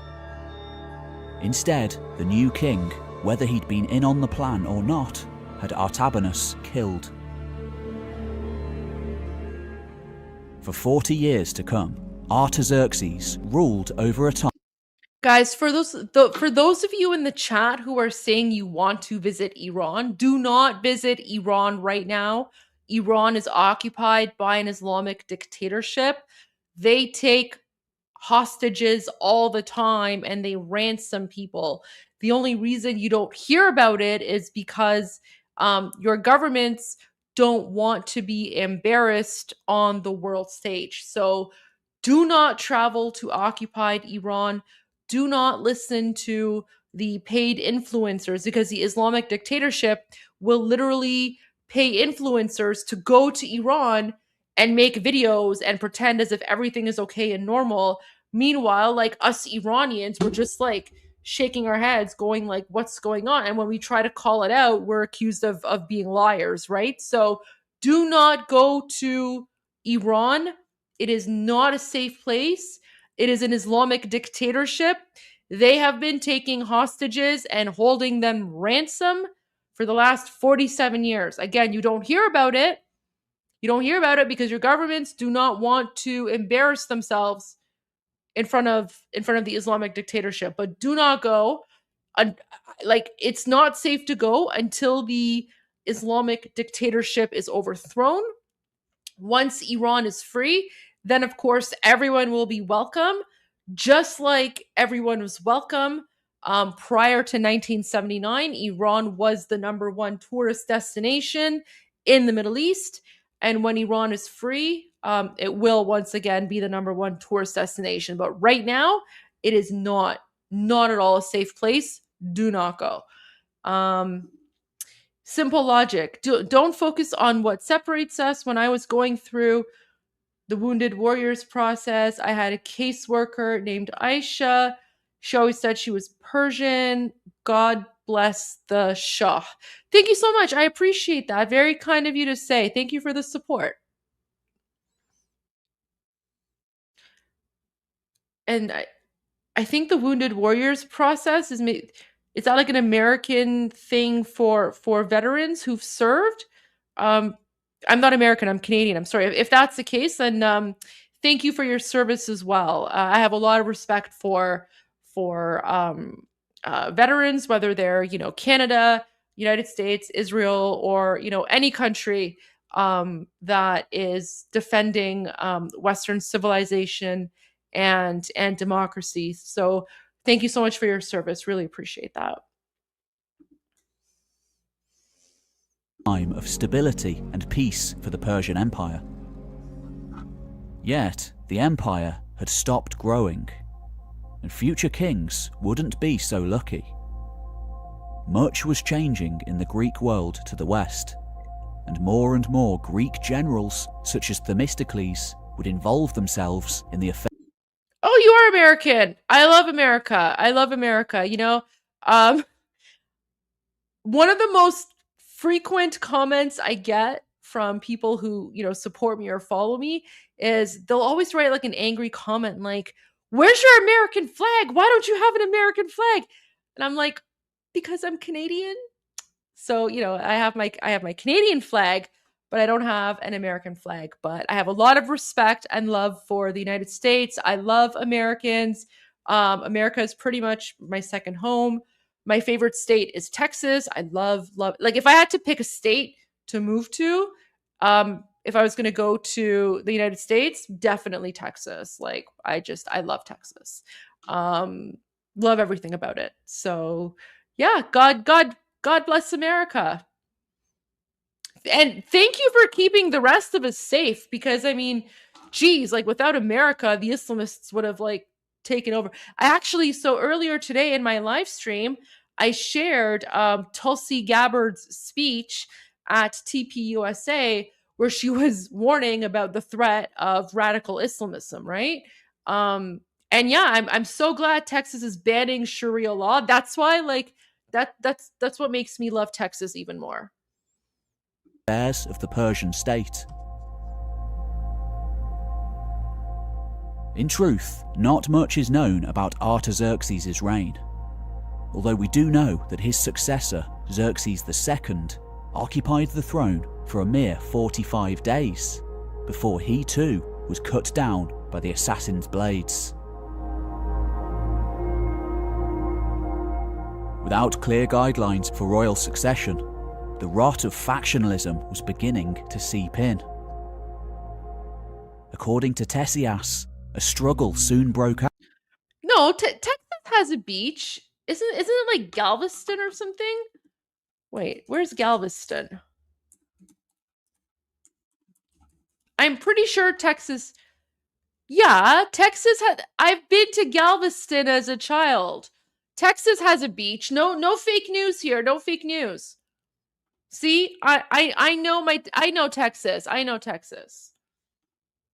Out between Xerxes' brothers, Sogdianus and Ochus, with the latter eventually winning out, assuming the throne in 423 BC as Darius II. Again, not much is known about Darius' reign. A Median rebellion in 409 BC is mentioned by Xenophon. Oh, Major, you found out about an Iranian restaurant in Lubbock. When you're mobile again, you're gonna check it out and freak out the VA.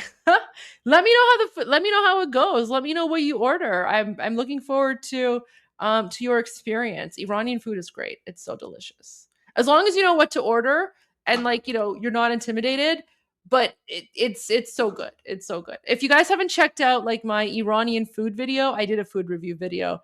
It's somewhere on my YouTube page. And generally tensions with certain Greek factions began to rise, breaking out into all-out war with Athens on a few occasions. So much so that he is remembered as Darius Nothos, or Darius the Bastard. Following Darius' death in 404 BC, a full-scale civil war broke out between Darius II's son and successor, Artaxerxes II, and another son known as Cyrus the Younger. Supported by thousands of battle-hardened Greek mercenaries, notably under the Athenian general and historian Xenophon, who would record the ensuing events for posterity. In 401 BC, the two sides finally engaged near the small town of Kuksana on the Euphrates River. When Cyrus was killed, however, by one of Artaxerxes' champions, his faction quickly fell apart. Artaxerxes II became the new king, and the 10,000 Greeks had to march across the empire to get home.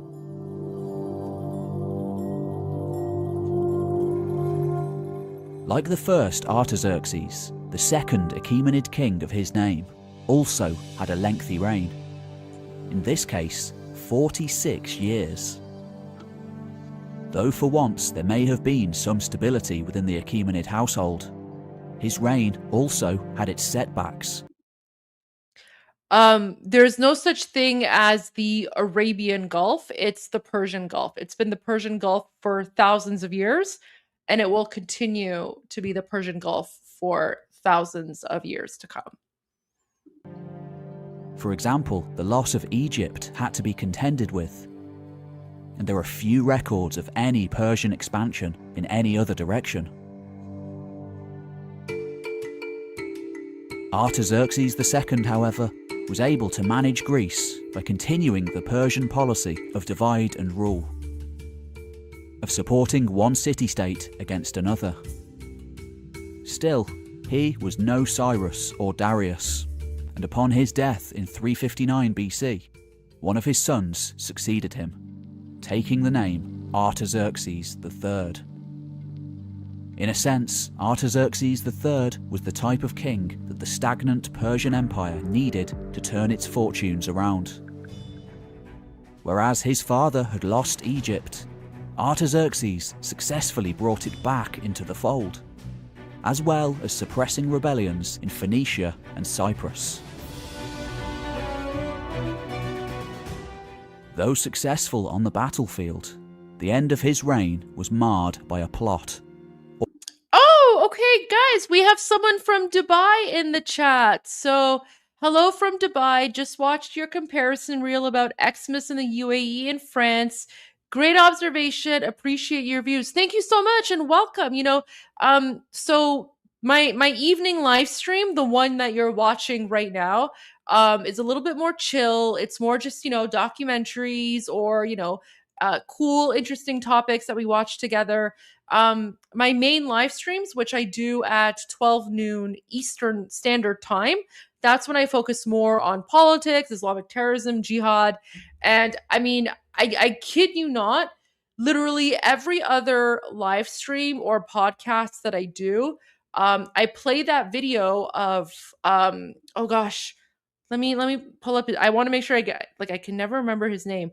It's your foreign affairs minister. And it's that that video from 2017 where he is he's warning people, he's warning Western politicians about the threat of radical Islam, right? Let me pull it up here. Where's my video? Why can't I not find it now? Let me go to my profile. Search. There we go. And in honor of you, I'm going to play this because I don't get too many people from Dubai in my live stream. So, all right. So I always, like literally every other live stream that I do, I play this video by Sheikh Abdullah bin Zayed. And that speech, that talk that he gives back in 2017, right? Let me pull it up here.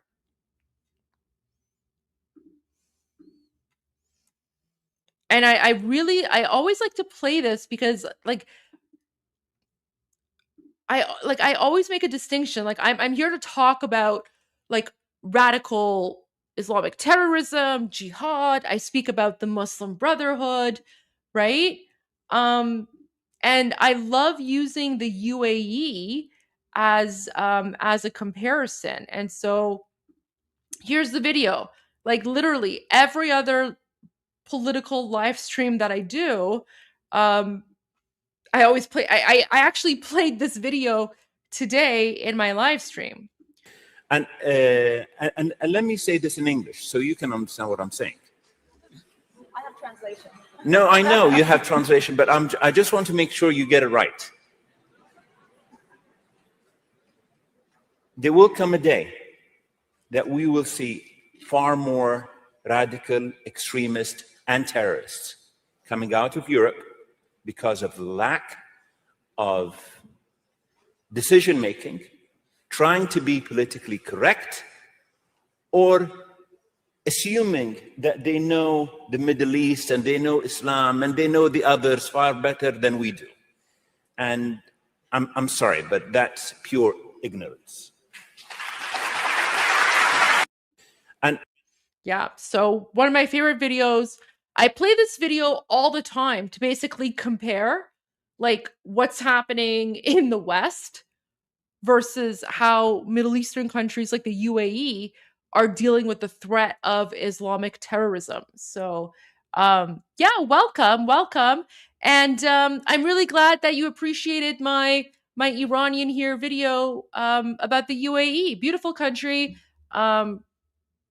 Maybe one day I'll be able to visit the UAE, but yeah, no, fantastic. Welcome. All right, let's get back to our documentary.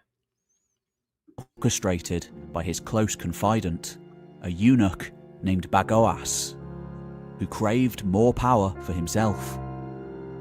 Artaxerxes III and all but one of his sons were assassinated by Bagoas, who, we're told by Greek writers, wanted to control the empire through a puppet ruler.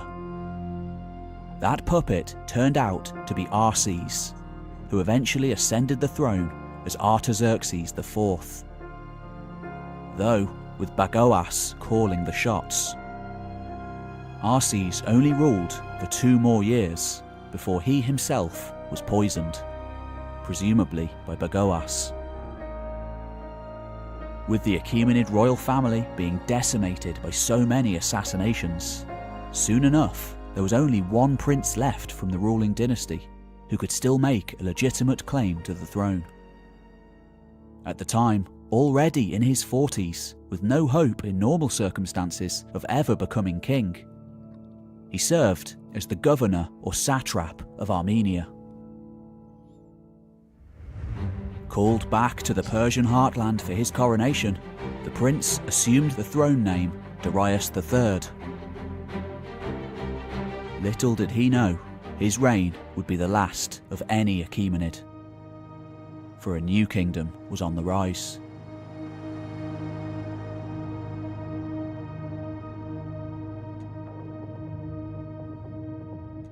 By the time Darius III became the new King of Kings in 336 BC, news of the internal strife and regicide plaguing the ruling Persian house had reached all the way across the Western Sea, to the mountain kingdom of Macedonia, a warlike realm on the periphery of the Hellenistic world. In the previous decades, the highly capable ruler of Macedon, Philip II, had forcibly united the major Greek city-states, save Sparta, under his banner. His next plan, allegedly, to invade the Persian Empire. But Philip had made many enemies over the years. And that was when the assassin's blades cut him down too. He was succeeded by his son, just 18 years old, but already a tested general. His name, of course, was Alexander. By 336 BC, the highly efficient imperial system of administration that had been started by Cyrus the Great and perfected by Darius I now suffered from gross mismanagement and corruption. The satrapies, especially Babylonia and Egypt, were restless, burdened by heavy taxes. This, coupled with the instability and bloodletting within the royal family, led to a situation ripe for foreign invasion.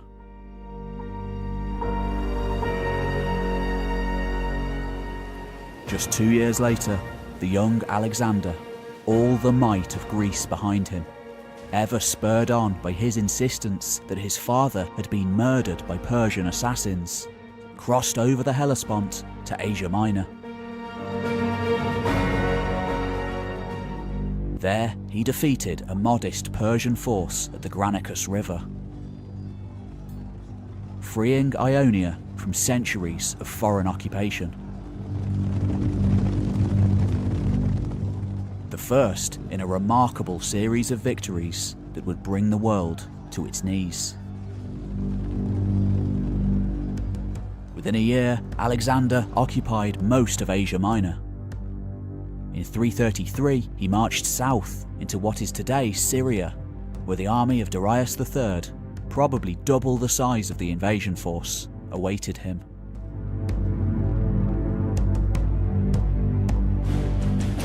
Near the town of Issus, on a narrow coastal plain, bounded by mountains and the sea.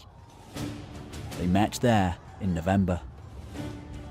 The fighting was fierce, and both sides well matched, until Darius's chariot was seen leaving the field, apparently fleeing in panic, abandoning not only his army, but his mother, wife, and infant heir.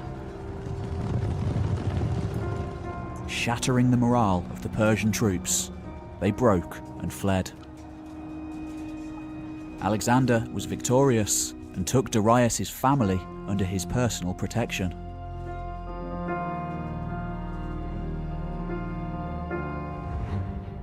Of course, he didn't stop there, continuing south along the Mediterranean coast, facing strong resistance only at Tyre and in Gaza before venturing on to Egypt. On his way there, Darius sent the young king a peace offering, claiming that he would yield all of the lands east of the Euphrates to the Macedonian conqueror, if he suspended hostilities. Alexander refused. He wanted the entire empire or nothing at all. Victoriously riding into Egypt by 332 BC. To a downtrodden Egyptian population weary of outside Persian rule, Alexander was treated as a hero and portrayed himself as such. Egypt's breadbasket under his belt, his army well rested, the road lay wide open to the heart of the Persian Empire. By October 331, near the town of Gaugamela, in today's northern Iraq, Darius had assembled another huge force. He had the advantage, choosing the battlefield and having weeks to prepare. Again, however, it was Alexander who triumphed. Relying on his elite hoplite infantry, cutting-edge military technology to hold the centre, and his swift companion cavalry to outmaneuver the enemy's wings. Again, Darius was seen leaving the field before the battle's outcome was clear, causing his men to panic and follow him into retreat. From then onward, Alexander had little trouble taking over what was left of the Persian Empire. Eventually, Yeah, I was going to say, I don't know why the chat is hating on Alexander the Great. I mean, obviously, as an Iranian, like, I don't like the fact that he conquered whatever, but I mean, he was still called Alexander the Great for a reason. And one of the things that made Alexander great is because when he did conquer certain parts of the Persian Empire, he actually adopted the traditions of the Persian Empire. And so modern Western civilization is not actually founded on the Greeks. It's founded on the Persians, because when Alexander the Great conquered Persia, he took everything that the Persians had done and then basically like incorporated that into his own empire. So, I mean, let's not hate on Alexander the Great just because we're biased. Like, you know, he he's called the Great. He's no Cyrus the Great. He's no Cyrus the Great, but like Cyrus the Great, Alexander the Great. Alexander was great too. Let's put it that way. Taking it to the royal cities of Pasargadae and Persepolis. At Pasargadae, he paid tribute to the tomb of Cyrus, even stationing guards there to protect it in his absence.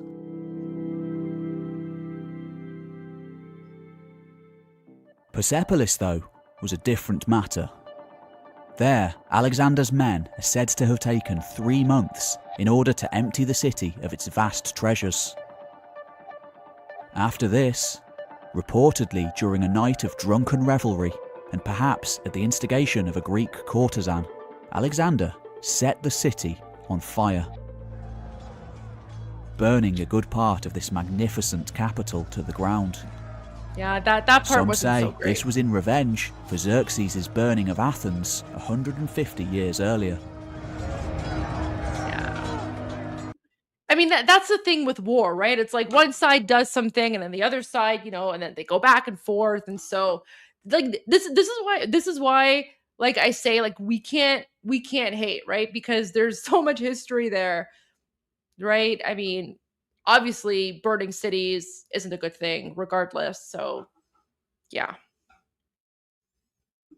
Regardless, the burning of Persepolis symbolised the end of the Achaemenid ruling house and the glorious empire they had presided over, which now was mostly in the hands of Alexander and the Greeks. Oh no. Oh no. Oh no, the Indians. The Indians have entered the chat. Guys, like this is lethal. When you have like 3 ancient civilizations, you got the Greeks, you got the Iranians, you got the Hindus talking about ancient civilization. That's how you know things are going to get interesting. So Diablo says, oh man. Okay, so these are not my words, by the way. Not my words. I'm just reading what Diablo said. Alexander the Pompous lost in India. He barely managed to defeat King Purusha on the outskirts of Punjab. The Nanda Empire at the time had 6,000 war elephants and 100,000 soldiers. That's why his army turned back. Yeah, I believe that. So, yeah, this is an interesting chat. You got the Iranians, you got the Greeks, you got the Indians, all talking about ancient civilization. And ancient historical battles, pretty interesting there. So I did not know that about Alexander the Great and what happened in Punjab. Very interesting. Thank you for sharing that. I enjoyed that little piece of information there. Darius is said to have fled to Ecbatana, and then to areas of eastern Iran with his presumably still loyal nobles. Their plan was probably to connect with the satraps and commanders of the eastern provinces of the empire, most likely in Bactria and Sogdiana. Oh, yeah, Major, you make a good point. Peace is defined as the period between wars where both sides rest and rearm. Yeah, you make a very, very good point there. Very good point. Alexander, though, was in hot pursuit. It's not known exactly what happened in the end, but by the time Alexander caught up with the king, the last Achaemenid had been stabbed and left to die, or was already dead, at the command of Bessus, the satrap of Bactria.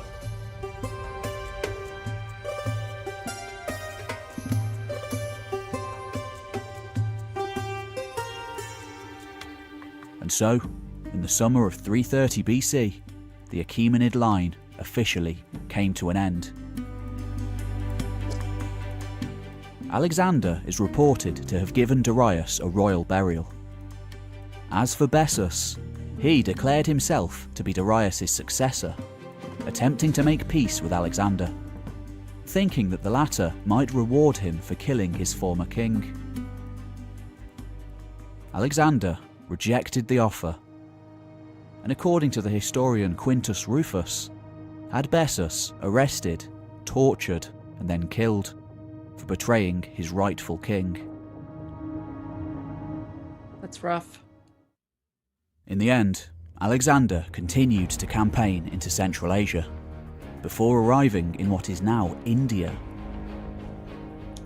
Oh, look! They just mentioned India. Okay, we're almost at the end. Let's see what he says about India. I think there's only like 1 or 2 minutes left. And then I'll get to the super chats. Conquering lands beyond those ever secured by the Persians. He probably would have gone further, but his men were tired of fighting and demanded that they return home. Facing a mutiny, Alexander marched west back to Babylon, where eventually he died in 323. Unlike Cyrus's empire, Alexander's fell apart almost immediately after his death. With it, and that's why it's, Cyrus the Great and Alexander the Great. He was great too, but Cyrus the Great, right? There you go. That's why. A little bit of fun trolling there for you guys. his generals fighting over the spoils and eventually dividing it up amongst themselves. The cultural impact of the conquest, however, was immense. With the descendants of these generals still being in control hundreds of years later, whilst Hellenization occurred all over the lands of the former Persian state, and cities named for Alexander built as far afield as Egypt and Afghanistan. As for the Persians, they carried on under several dynasties, most notably the Seleucids and the Parthians, until another native Persian dynasty, the Sasanians, would come to power in the year 224 AD. The Achaemenid Empire, though, remained the model that was followed by these and other dynasties, as they tried to manage diverse groups of people and nations with different customs, languages, religions, and laws under a single ruler, in a world that was becoming ever more interconnected and ever more complex. If you'd like to hear more about this world, then why not subscribe for much. Okay, so there's the end of that documentary. Let me go to some of the super chats here. So Possum the Cat says, that's why winners write the history. Absolutely, you're absolutely correct there. Diablo says, his successor, Seleucus, married his daughter to Emperor Chandragupta Maurya for peace treaty and 500 elephants as a gift to fight his other Macedonians. Oh wow, I did not know that. That's fascinating. Wow. I love learning all these like tidbits from, different places around the world, different cultures, different, different periods in time. No, that's so fascinating. I really do appreciate all of your input here. I mean, if you guys enjoyed this, I'm more than happy to find other like documentaries about different parts or different I guess different years of the Persian Empire. Like this one focused only on the Achaemenid period, but like I could find other ones that maybe focused on the Sassanids or something like that. Again, like I'm not an expert on ancient Persian history. I'm learning just like all of you. So I'm happy to find more documentaries about ancient Persia and share all of those with you in future videos. So I did want to share a video that I made. So this is if you guys want to know what the armies of Cyrus the Great looked like, and if you want to know what the armies of the Achaemenid period looked like, I actually have a video. I played this video in my rant yesterday about 300, but this is like a historically accurate depiction and recreation of what Cyrus the Great's armies would have looked like 2,500 years ago. So I will play that for you momentarily. Dr. Banoob, I'm a Copt. We have the first, the great Ramses, and Egypt is the greatest ancient cradle of civilization. So I'm just gonna say I have a lot of respect for ancient Egypt. In fact, you see that? So I got a tattoo there, and I got a tattoo there as well. So I have a lot of love, a lot of respect for ancient Egypt. I was actually a huge ancient Egyptian buff. Like when I was a kid, I would read all the books about all the Egyptian kings and Ramses the First, Ramses the Second, King Tut, like everything. So big fan of the Egyptian civilization.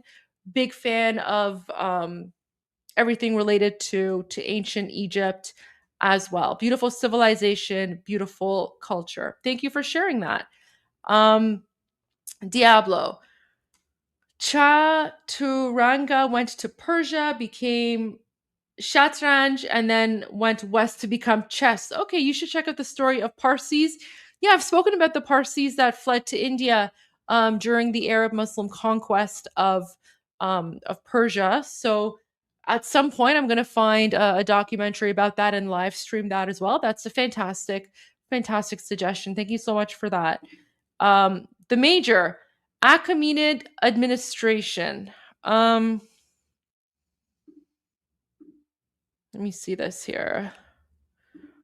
Okay, so I'm going to save this video. I'm going to save this to my watch later list. Thank you so much for that suggestion, Major. Definitely look forward to playing that in a future live stream for sure. So okay, I'm going to play this video, which is a historically accurate depiction of what the armies of Cyrus the Great would have looked like 2,500 years ago. This is footage from 1971 when the Shah of Iran, Shahanshah Aryamir, whom we love very, very much, he celebrated the 2,500th anniversary of the founding of the Persian Empire, starting with Cyrus the Great. And he held a very long military parade showcasing all of the various elements of the Persian army throughout the years, starting with the time of Cyrus the Great. So this clip is only the portion that relates to Cyrus the Great. But if you want to watch the full video, it's on my YouTube. It's just called the 2,500 year anniversary of the Persian Empire. So here we go. I'm going to play this, and then afterwards, I'm going to call it a night and end the live stream. So thank you everyone for joining me. Thank you for all of your comments. Thank you for making this a very fun and enjoyable Friday evening. Thank you to the mods for working overtime. Thank you to the subscribers. Thank you to the members. Thank you for all the super chats. So I'm glad you guys enjoyed this, and I'll see you guys soon. All right, here we go.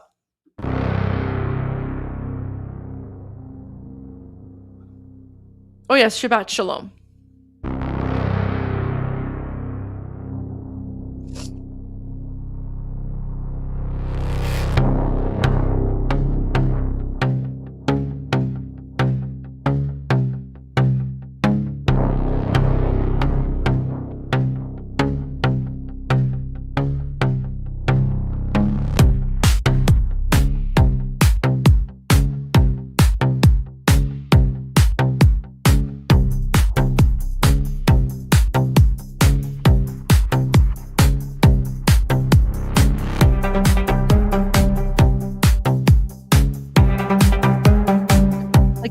Greeks would have seen when the Persians were in.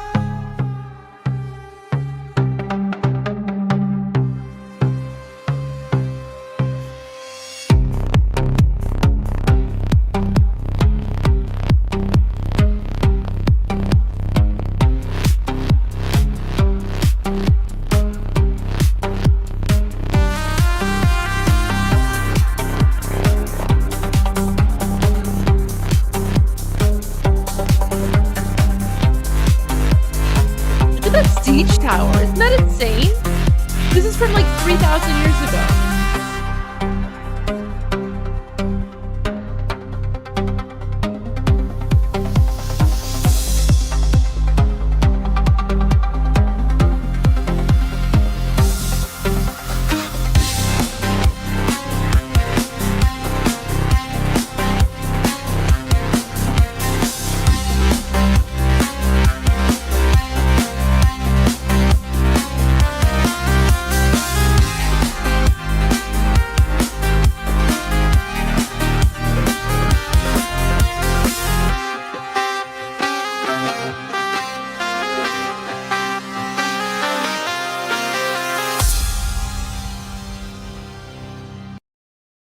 There you go. A little bit of Persian pride for you guys. If you're interested in watching the entire military parade and the entire 2,500 year celebration that the Shah of Iran had in 1971, let me know. I've live streamed it before, but I did that like 3 months ago when my channel was very, very small. So I'm more than happy to do another live stream now that my channel has gotten bigger and I have more viewers. More than happy to do another watch party live stream where we go over the entire military parade that the Shah of Iran organized for the celebration of the 2,500 year anniversary of the Persian Empire. Frank, thank you so much for the super sticker. Really appreciate that. I hope you enjoyed the live stream tonight. Again, thank you everyone for joining me. I hope you have a fantastic weekend. To all my Jewish friends and followers, Shabbat Shalom, and see you all soon. And as always, Payande Iran, Javid Shah.